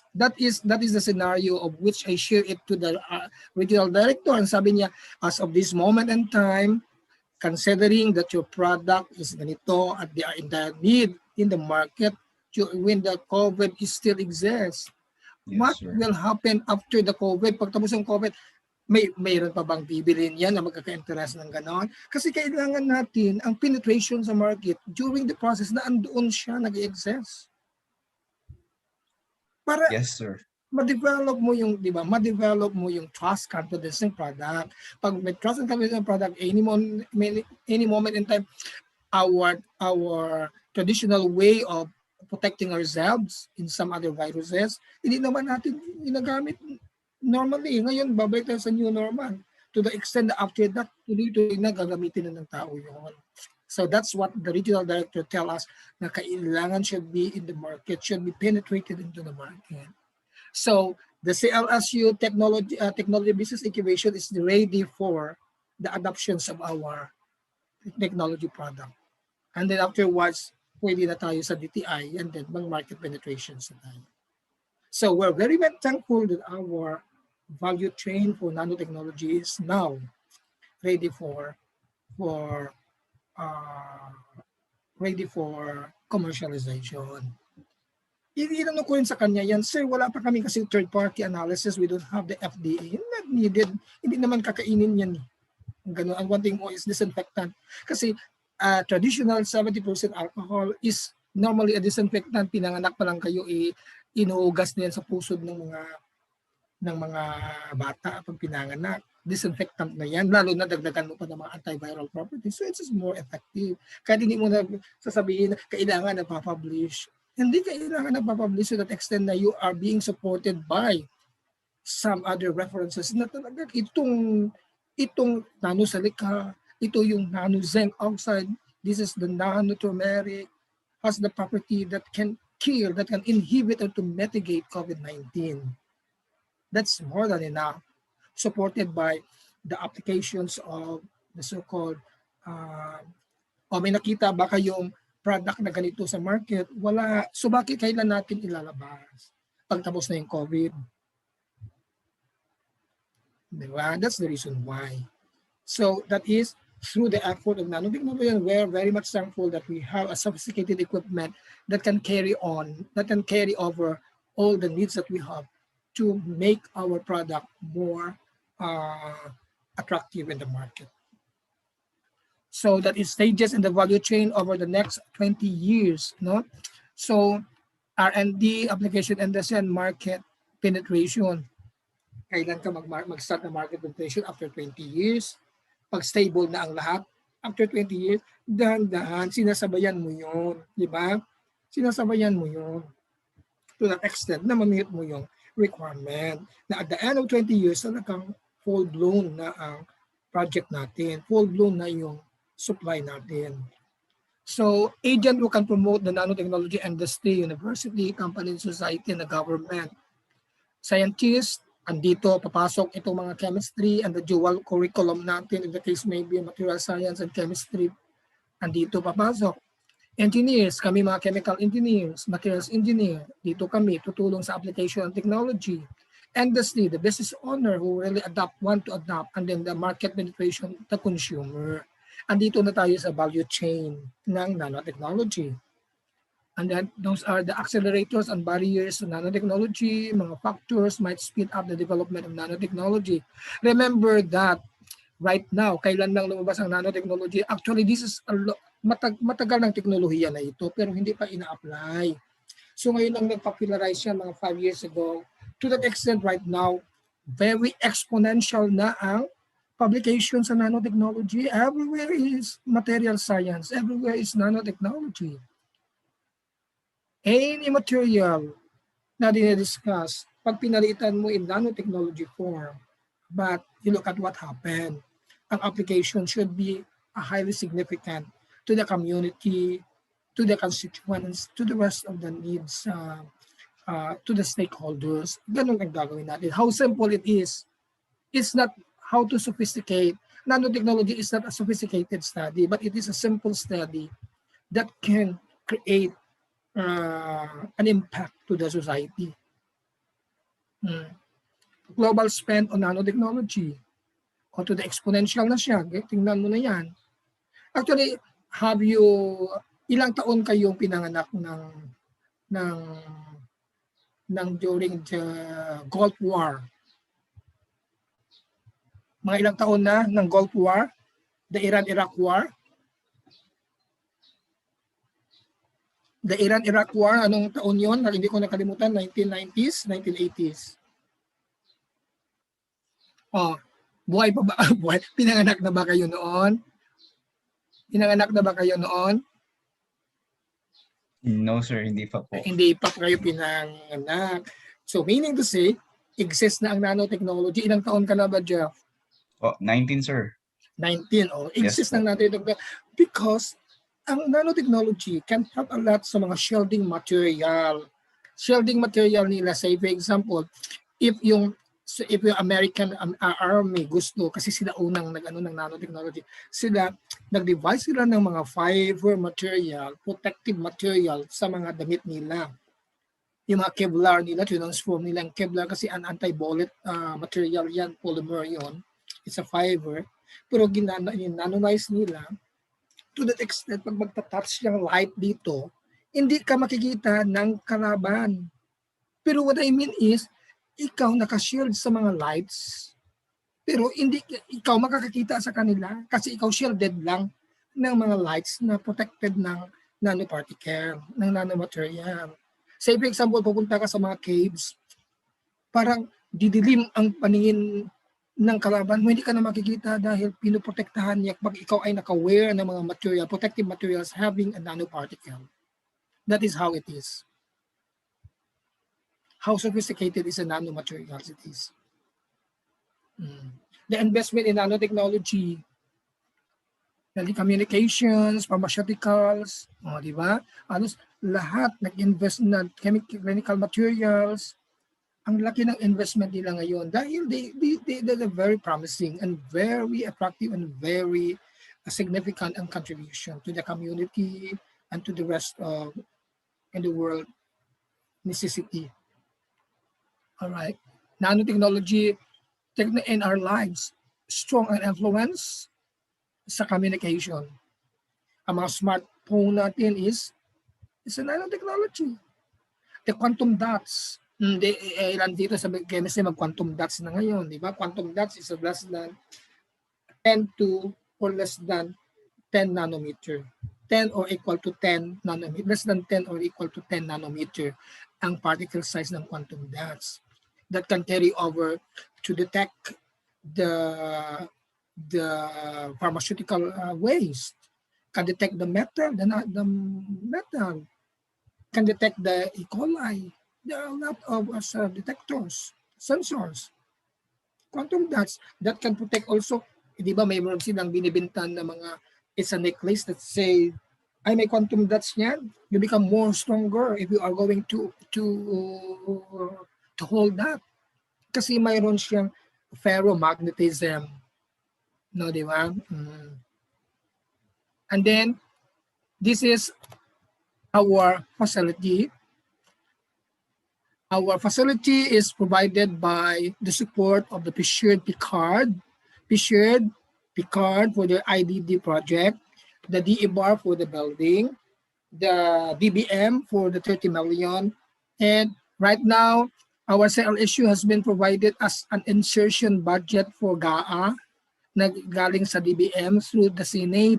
So hindi mo provide tayo ng project, magkakaroon tayo ng line production ng nano intelligent smart packaging that can detect the spoilage of the material.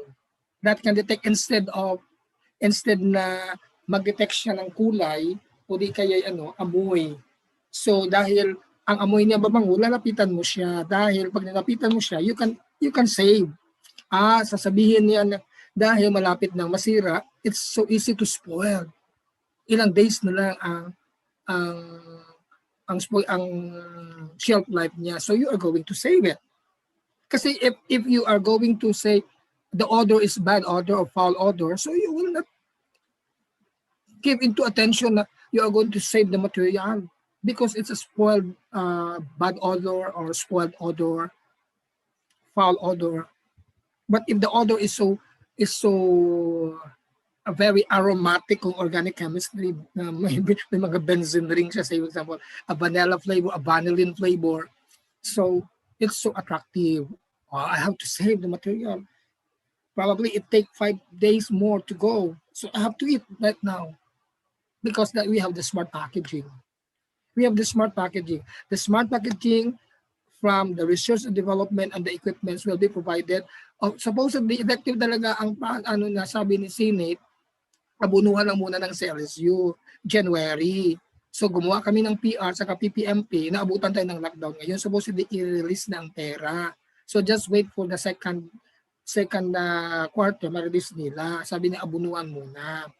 But then, we're very fortunate that we are given interest by the research and by the Senate.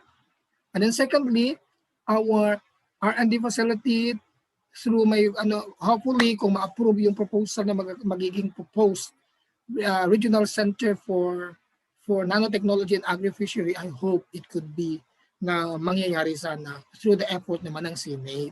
And we are very fortunate, my dear student, that you have these facilities. Considering that this is the first nanotechnology R&D facility, not only in the region but in the nation, that focus more on agro-fishery. Yan. Hindi ko na-view ko na kanina ang mga equipments natin. Hindi, may darating pa tayo ng mga equipments. We are going to complete the mechanical and thermal properties for material science and engineering ng mga characterization. Darating pa. Marami pa tayong proposals na pwedeng paghuhugutan ng additional. And then, in the proposed regional center for nanotechnology in agro-fishery in the Philippines, probably regional in the region, what I mean. And hopefully come to be on the nation kung ma-approve ang proposal. Naka-attach doon yung expansions of the lecture rooms, dalawang lecture room, dalawang laboratory room, isang storeroom, at saka isang expanded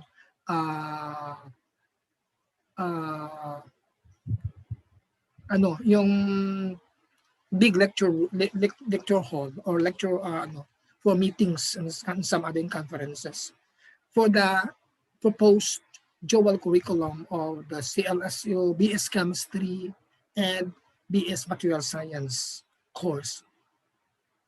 Those are our equipments.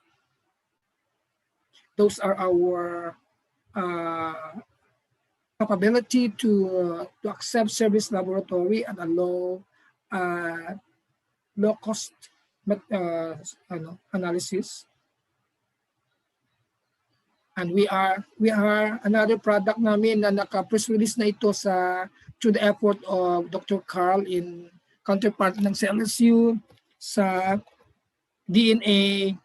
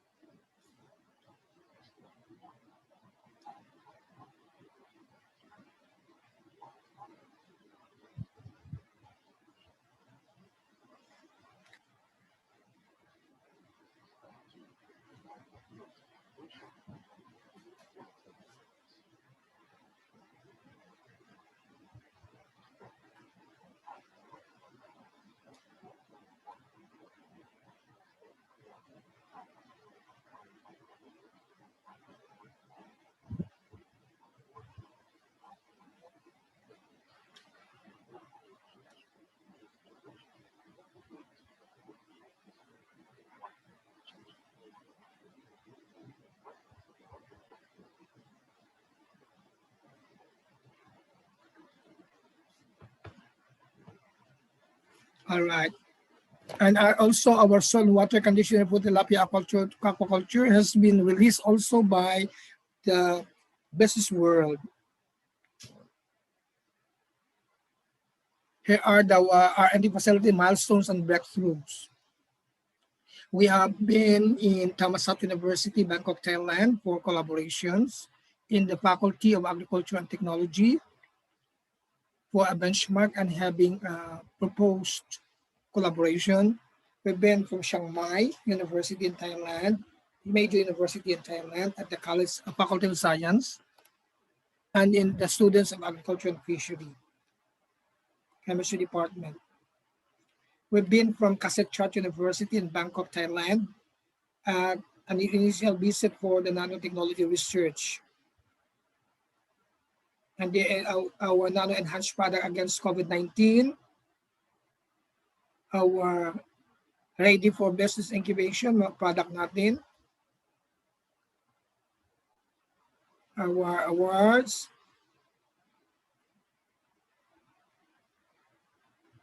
our research publications, all nanotechnology research, our invitation for as a reviewer. I'm also invited by the prestigious Journal of Science, the Philippine Journal of Science in the Philippines, and under the DOST. And thank you for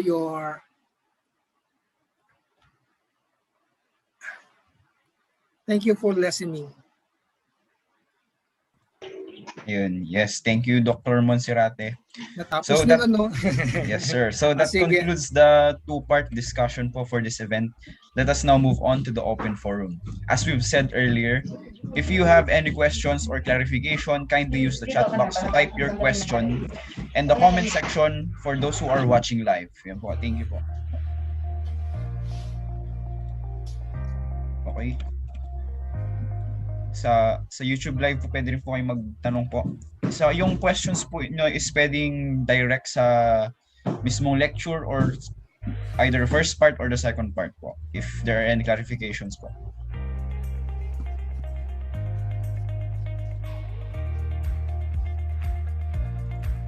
Ayan, so ito po yung unang question po natin, direct na nag-send po sa amin.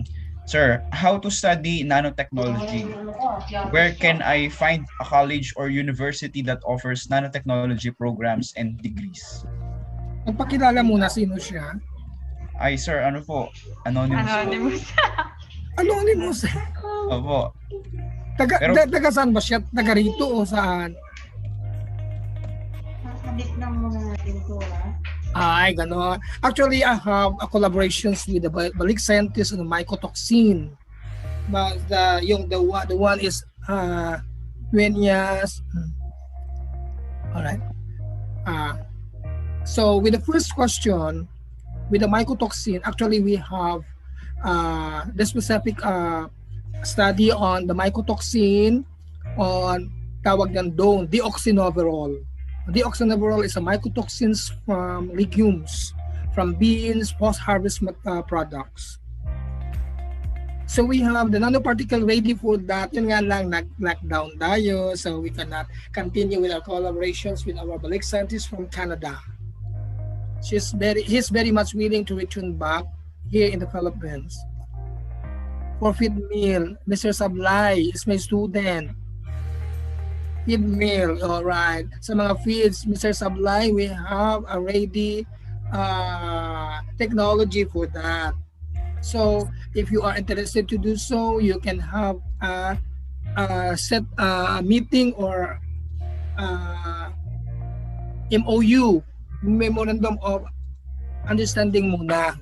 And then until such time we can come up with a collaboration to come up with a MOA for that project. At any rate, I can say, Mr. Sablay, that our nanotechnology equipment is a sophisticated equipment that can carry over your projects in feed meals. Next question from I have a question from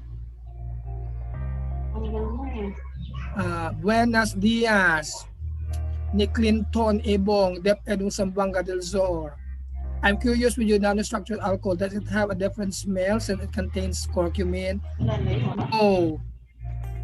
There is no such kasi it's a very minimal at saka it's only a gross curcumin, but it's from turmeric. It's a gross curcumin. It has no odor because we have also some, what I mean is we put some essential oil, essential essence to maintain the smell, the odor. It's not the smell, different smells. Next question. And sir, from Ralph Ryan po, may possible harm po ba sa nagpe-perform ito ang nanotechnology? I think question din po siguro sir na karamihan. We are in the process of conducting what I mean is safety measures on the may mga grupo din kami. We have the agenda, nanotechnology agenda to carry over on the safety and security of applying nanoparticles. May mga level. That is the reason why we go on with the cytotoxic study. Simple cytotoxic, not for cancer cell kasi we use the MTT test, but we use the what I mean is Brainstorm assay. Next question, sir. Sige, basahin mo na lang. Do nanofiber masks and face masks have the same procedure in production? The face mask is the face mask, but that can be an ordinary made by a cloth that ordinary made by the mga tailor or dressmaker. What we are to do, we are going to replace. We are to put something, a packet inside with the use of the nanofiber.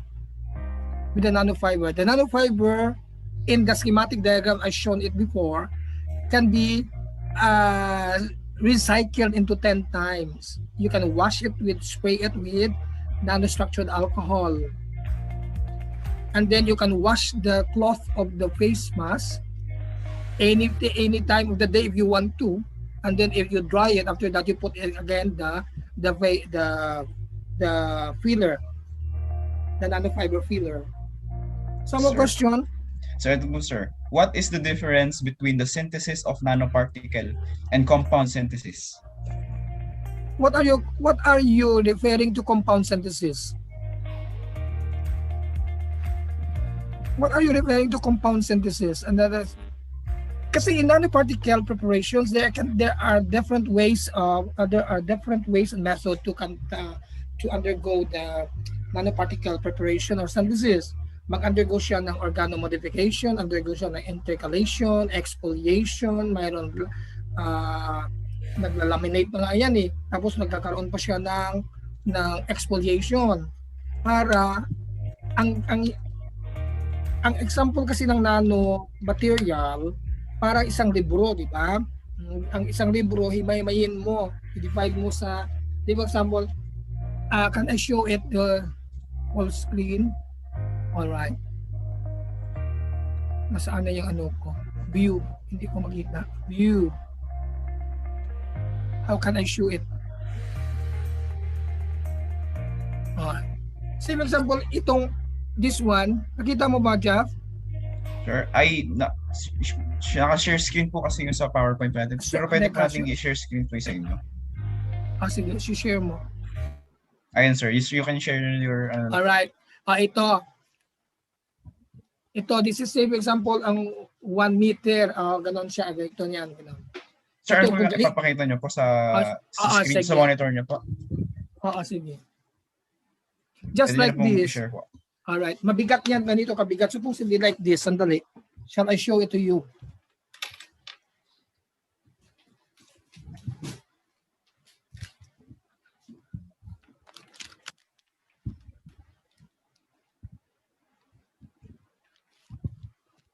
This bunch of bond paper, say for example, the weight is kilonewton. The mass is kilonewton. Supposedly. This is only an assumption of the mass. Hindi pwede full screen.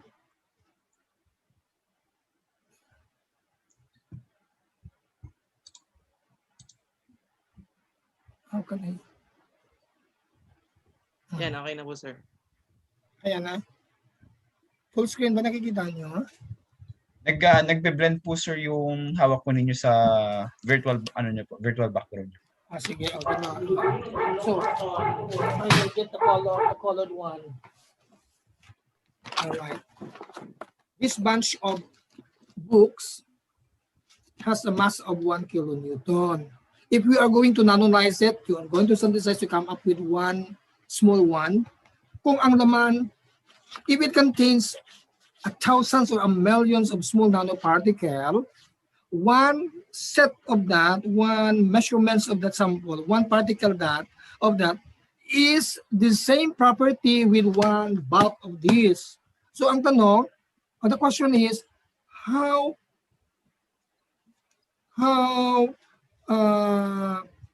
big is what I mean? Gaano kabigat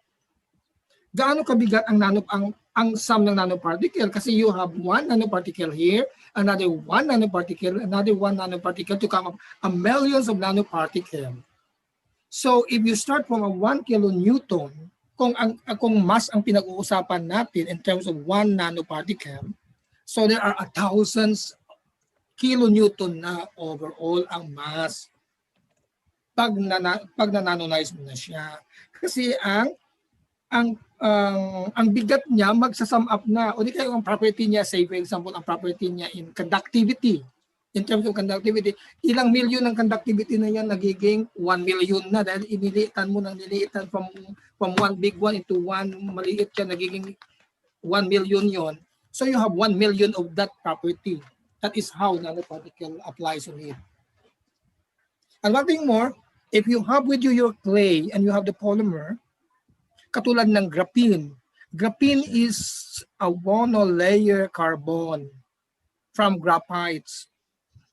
A graphite is a polylayer carbon or a multi-layer carbon. If you are going to make it into a graphene is a novel nano product. Graphene, pang sensor din yan. pang-detect siya ng mga tumor cell, cancer cell. So ngayon, how are you going to isolate the graphene, a monolayer, into a polylayer carbon? Simple thing like that, through the effort of nanotechnology, mag-wrap ka ng lapis mo isa graphite, di ba? Yes, sir. Tapos ipopold mo yung papel, pag binalik mo ng ganun, nakahiwalay ka na ng monolayer, that is graphene. Pero ang hirap mo, kukunin na kasi sa papel mo nilagay. It's a novel research in nanotechnology. Tapos babalik tayo sa clay at sa polymer. Katulad yung study ko, aminoloric montmorillonite. Organo-modified ko. Tapos ginawa ko siya ng wound dressing application. You know what happened? Yes, sir. In-increase niya yung zone of inhibition. In-increase yung antibacterial property.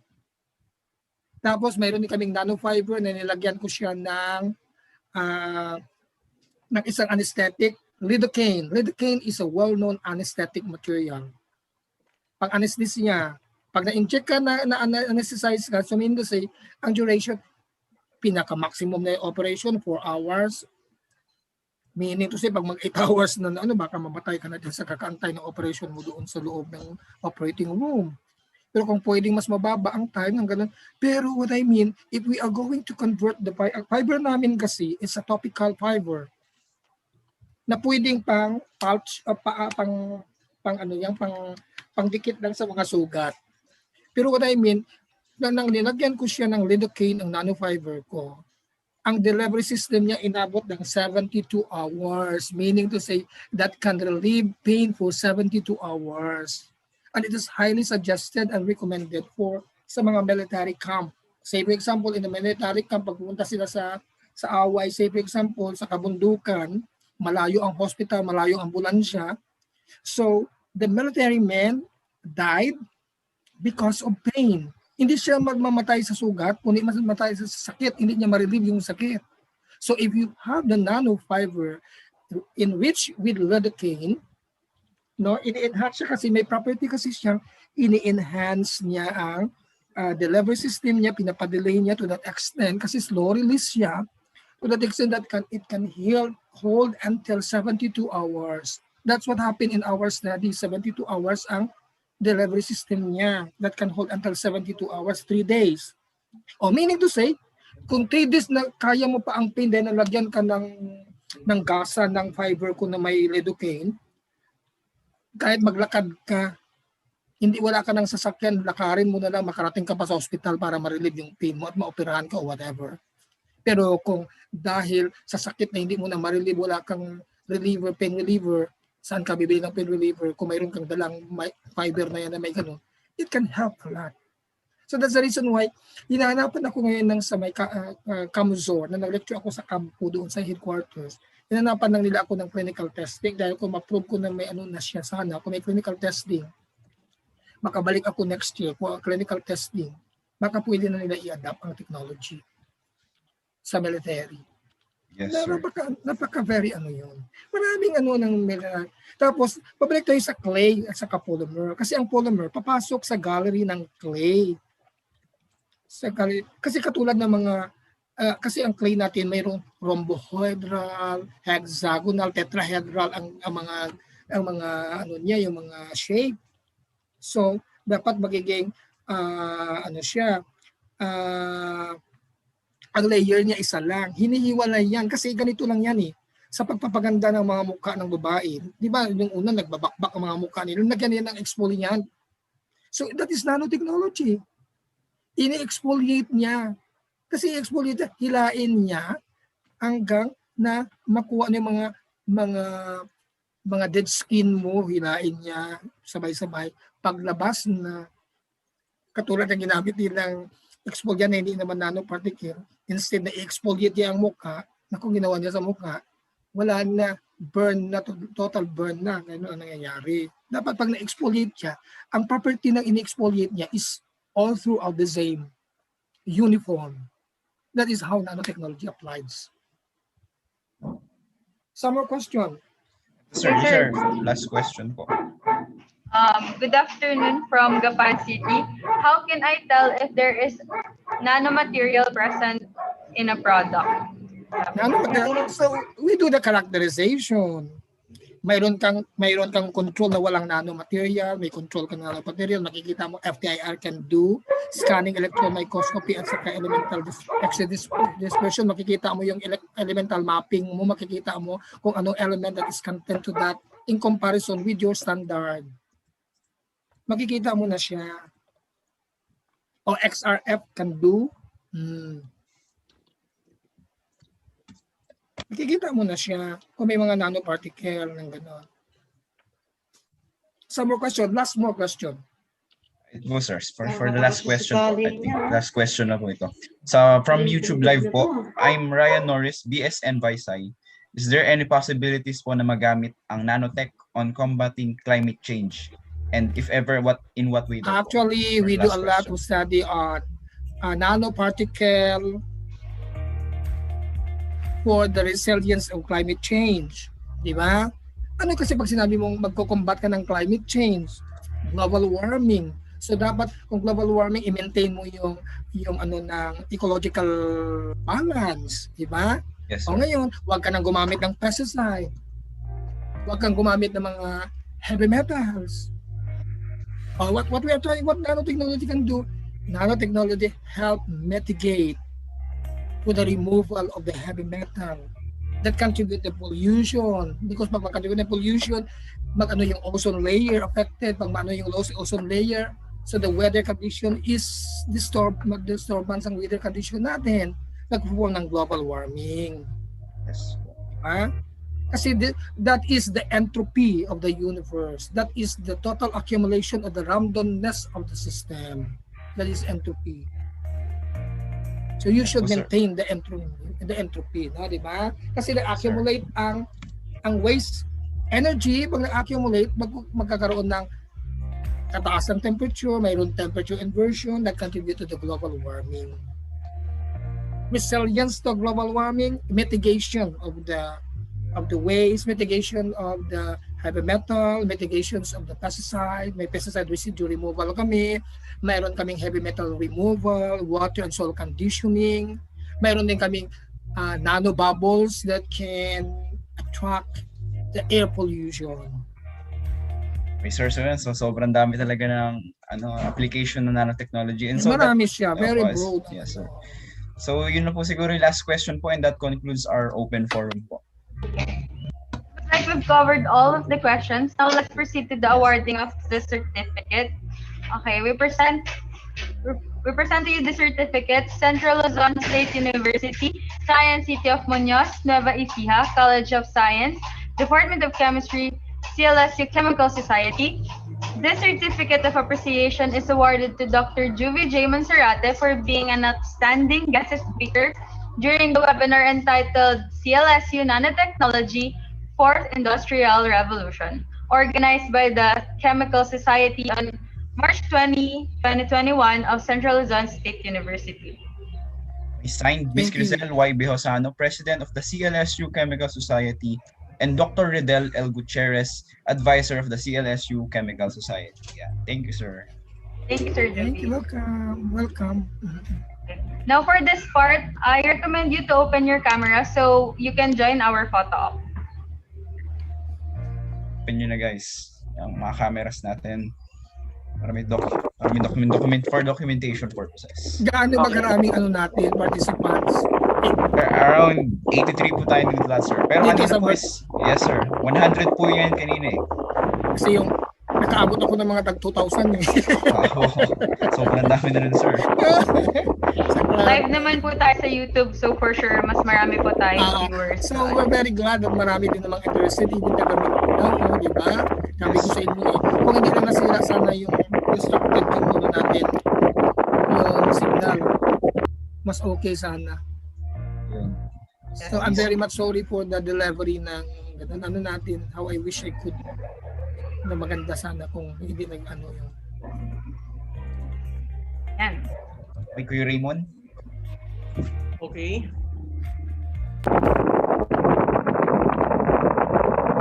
Hello. Yeah.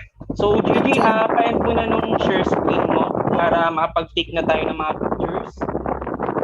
So, yan. Okay, I encourage everyone please open your Guys, camera for open the nyo na. picture taking part. When everyone's ready, I'll start taking pictures with my signal. Yan, open na lang po yung mga camera natin.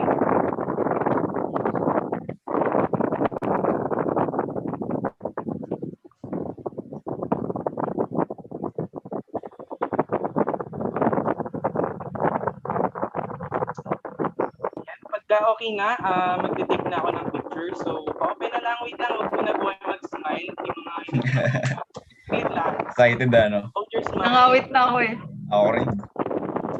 Open nyo na guys. Kaya lahat. Kaya.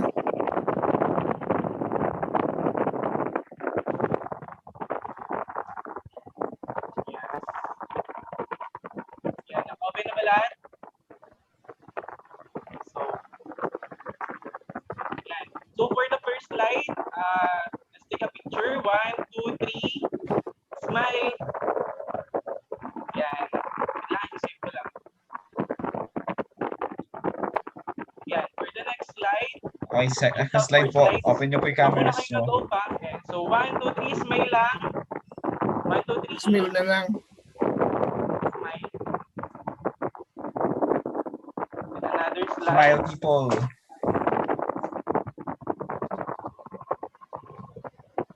Slide 1, 2, 3. Yung iba pala naka-close na yung camera. Pwedeng pa-open. Oh, open nyo guys. Open nyo. Wag na kayo mahiya guys. Kami lang to. So, next slide, 1, 2, 3, smile.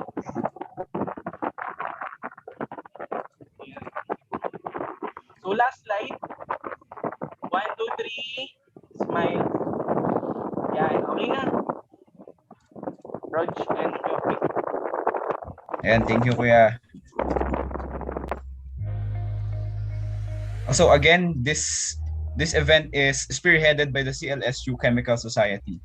So on behalf of the organization, thank you sa pagtangkilik ng event na ito. And while we are here, invite na namin kayo sa aming ongoing events. So the first one is the Chem Magic. Dito nagpo-post kami ng iba't ibang informative videos sa YouTube channel ng org. So subscribe na kayo kasi dahil open ito para sa lahat. So the second one is the free online tutorial in chemistry, math, physics, and physics. Yan. In collaboration with the CLSU Mathematics and Physics Circle. So sa mga tirador ng libre dyan, para sa inyo itong event na to. Yan. Lastly, we have CLSU Polymaths for our upcoming activity this April 23 to 24. Stay tuned sa opening ng registration, kaya i-follow nyo na ang CLSU Chemical Society FB page dahil doon kami nagpo-post ng mga updates for our future events. And see you guys sa mga future events pa namin. And so, to formally end this event, also before po ending natin, at thank you po muna sa mga following organizations dahil kung hindi po dahil sa kanila is hindi naging successful itong event po natin today.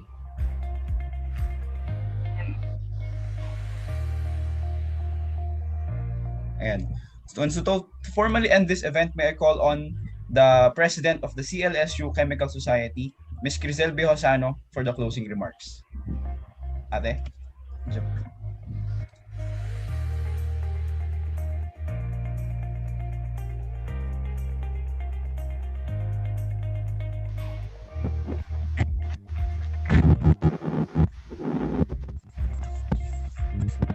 Good afternoon po, ate.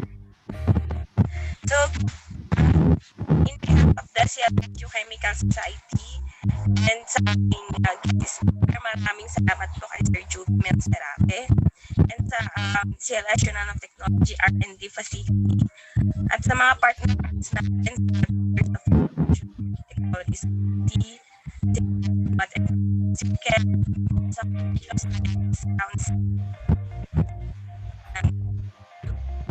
information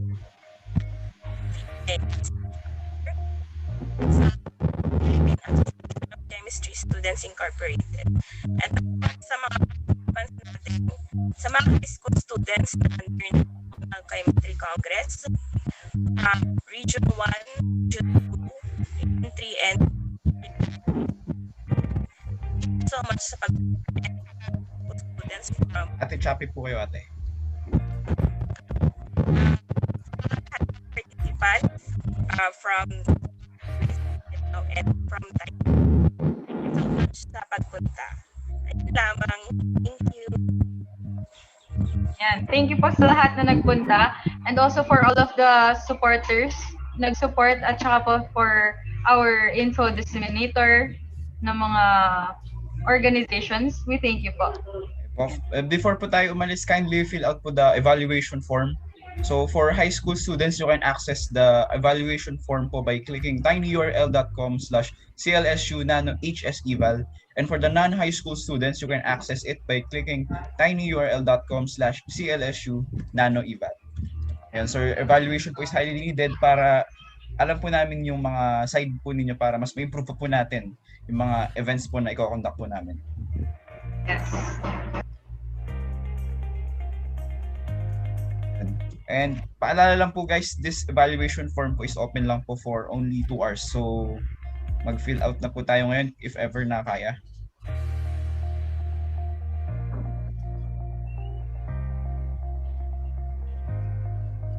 Thank you everyone for joining us today. Wait, dito po open.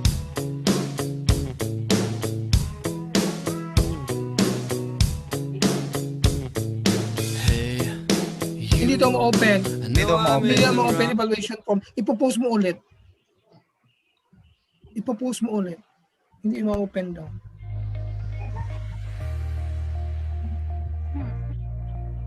Sandali. Picturean ko, ipapadala ko sa mga...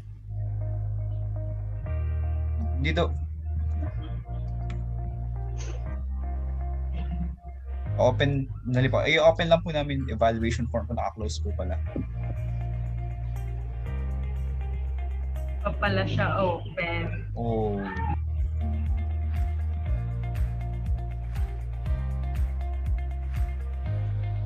So, habang hinihintay lang po natin na i-open po nila yung evaluation form. Saan po si Ate Trisha? Ayan. Ayan po. Open na po ang ating evaluation form daw po. Waiting, let's watch the videos ng ating mga sponsors.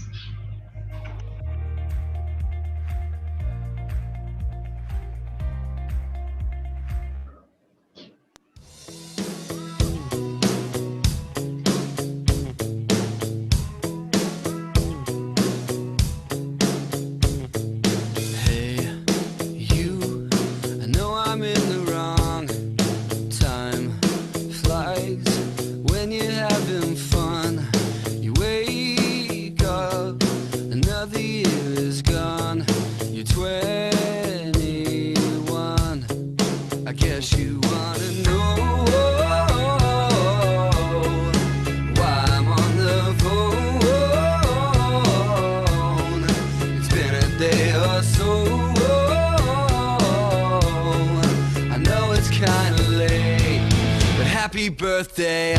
Yeah, yeah. Oh, I know you hate me. Yeah, yeah. Oh, well, I miss you too. Yeah, yeah. I know it's kind of late, but happy birthday. So hard when you're far away. I forgot the date. I won't make the same mistake. I'm so to blame. So now you know. Don't hang up the phone. I wish I was at home. I know it's way too late. Happy birthday. Yeah, yeah. Oh, I know you hate me. Yeah, yeah. Oh, well, I miss you too. Yeah, yeah. I know it's kind of late, but happy birthday. It's not that I don't care. You know I'll make you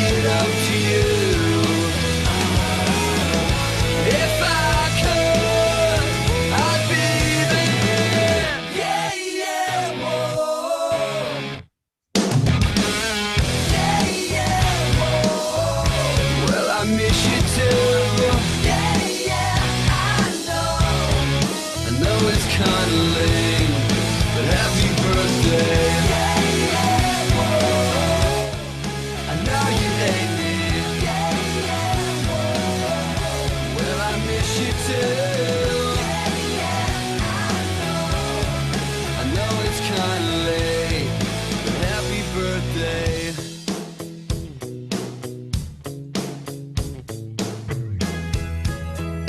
To you.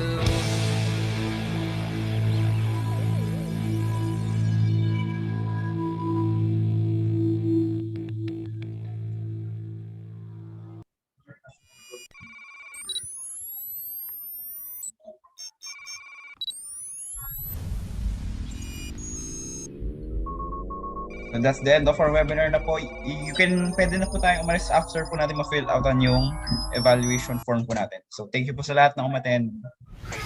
Thank you po. Thank you po.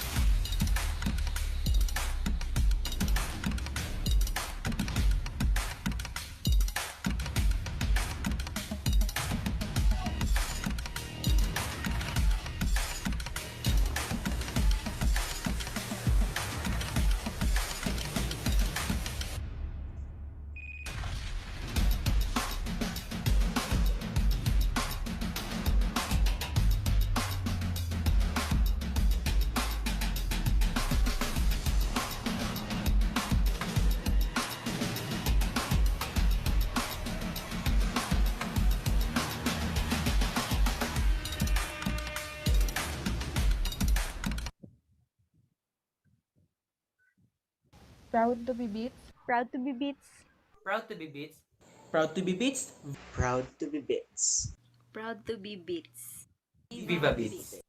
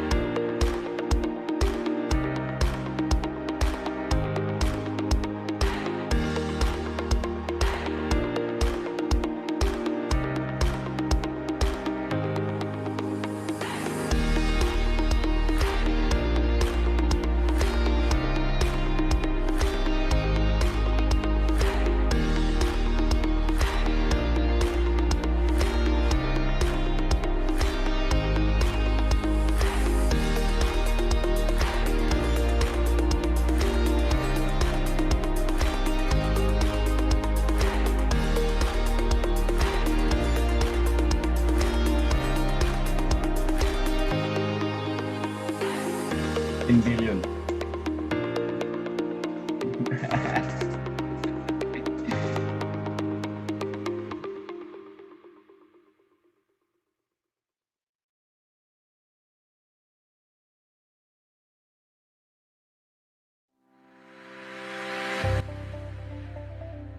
CLSU Chemical Society, monomamously known as CHEMSO, is a college-based, nonprofit organization of PS chemistry students in Central Luzon State University that was founded on August 24, 1983.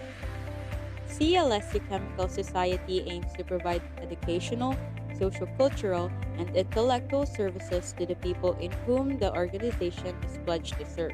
It also seeks to promote chemistry among students inside and outside the university, build camaraderie among its members, and develop the students' potentials and skills in different endeavors. To fulfill the organization's visions and objectives, various activities such as free tutorial services and dorm tutorials are being held. These activities are open to all CLSU students, where the members of the society share their knowledge in chemistry with the students of CLSU. Its main objective is to help students who are having a hard time in their chemistry subjects understand the topics easily.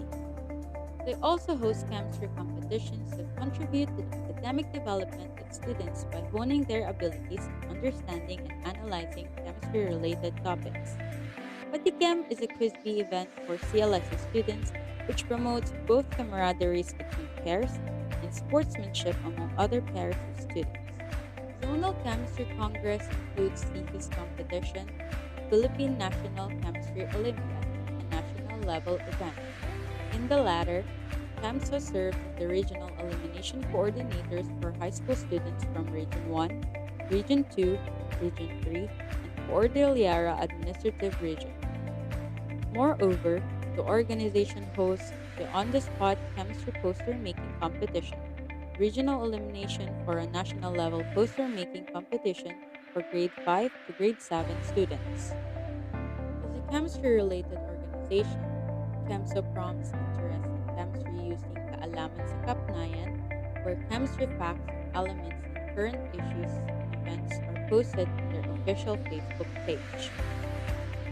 We also conduct seminars like Tuhan, which is an event to guide RBS chemistry students about different fields they can pursue after completing their bachelor's degree.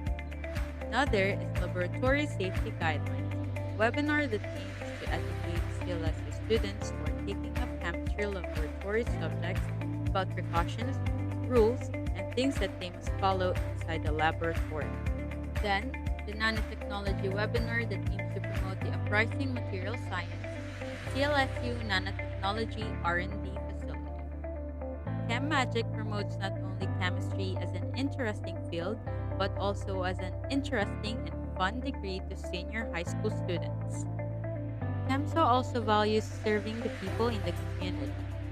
CHEMSO Gives Back is an event that aims to share their blessings and knowledge with different communities that need such the most. During this pandemic, CHEMSO conducted CHEMSO Cares where they collected letters and message cards for the COVID-19 patients and frontliners, which aims to encourage the patients and express their gratitude to the frontliners for their hard work. The camaraderie and unity among its members are practiced by conducting activities like Chemustahan, an event for the members to relax from their academic activities and form bonds with the other members. For more than 3 decades, CLSU CHEMSO continues to pursue the quest of giving quality services to the people, to the country to which they are pledged to serve.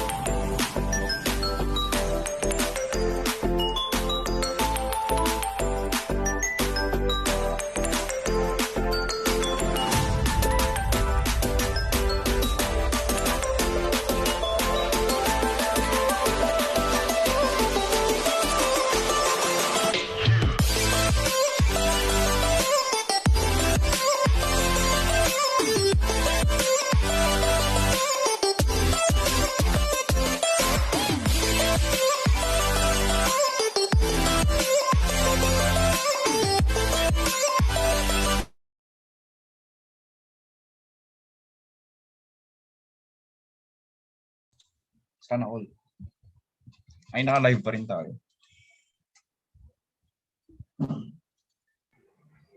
Nakatch Guys. namin yan. Ayan. Guys, hindi naman sa ano, pwede na kayong umalis. Kindly end the meeting na. Guys. Hindi naman sa pinapalis namin kayo, pero pwede na kayong umalis. Mga single sila, walang naghahanap sa kanila.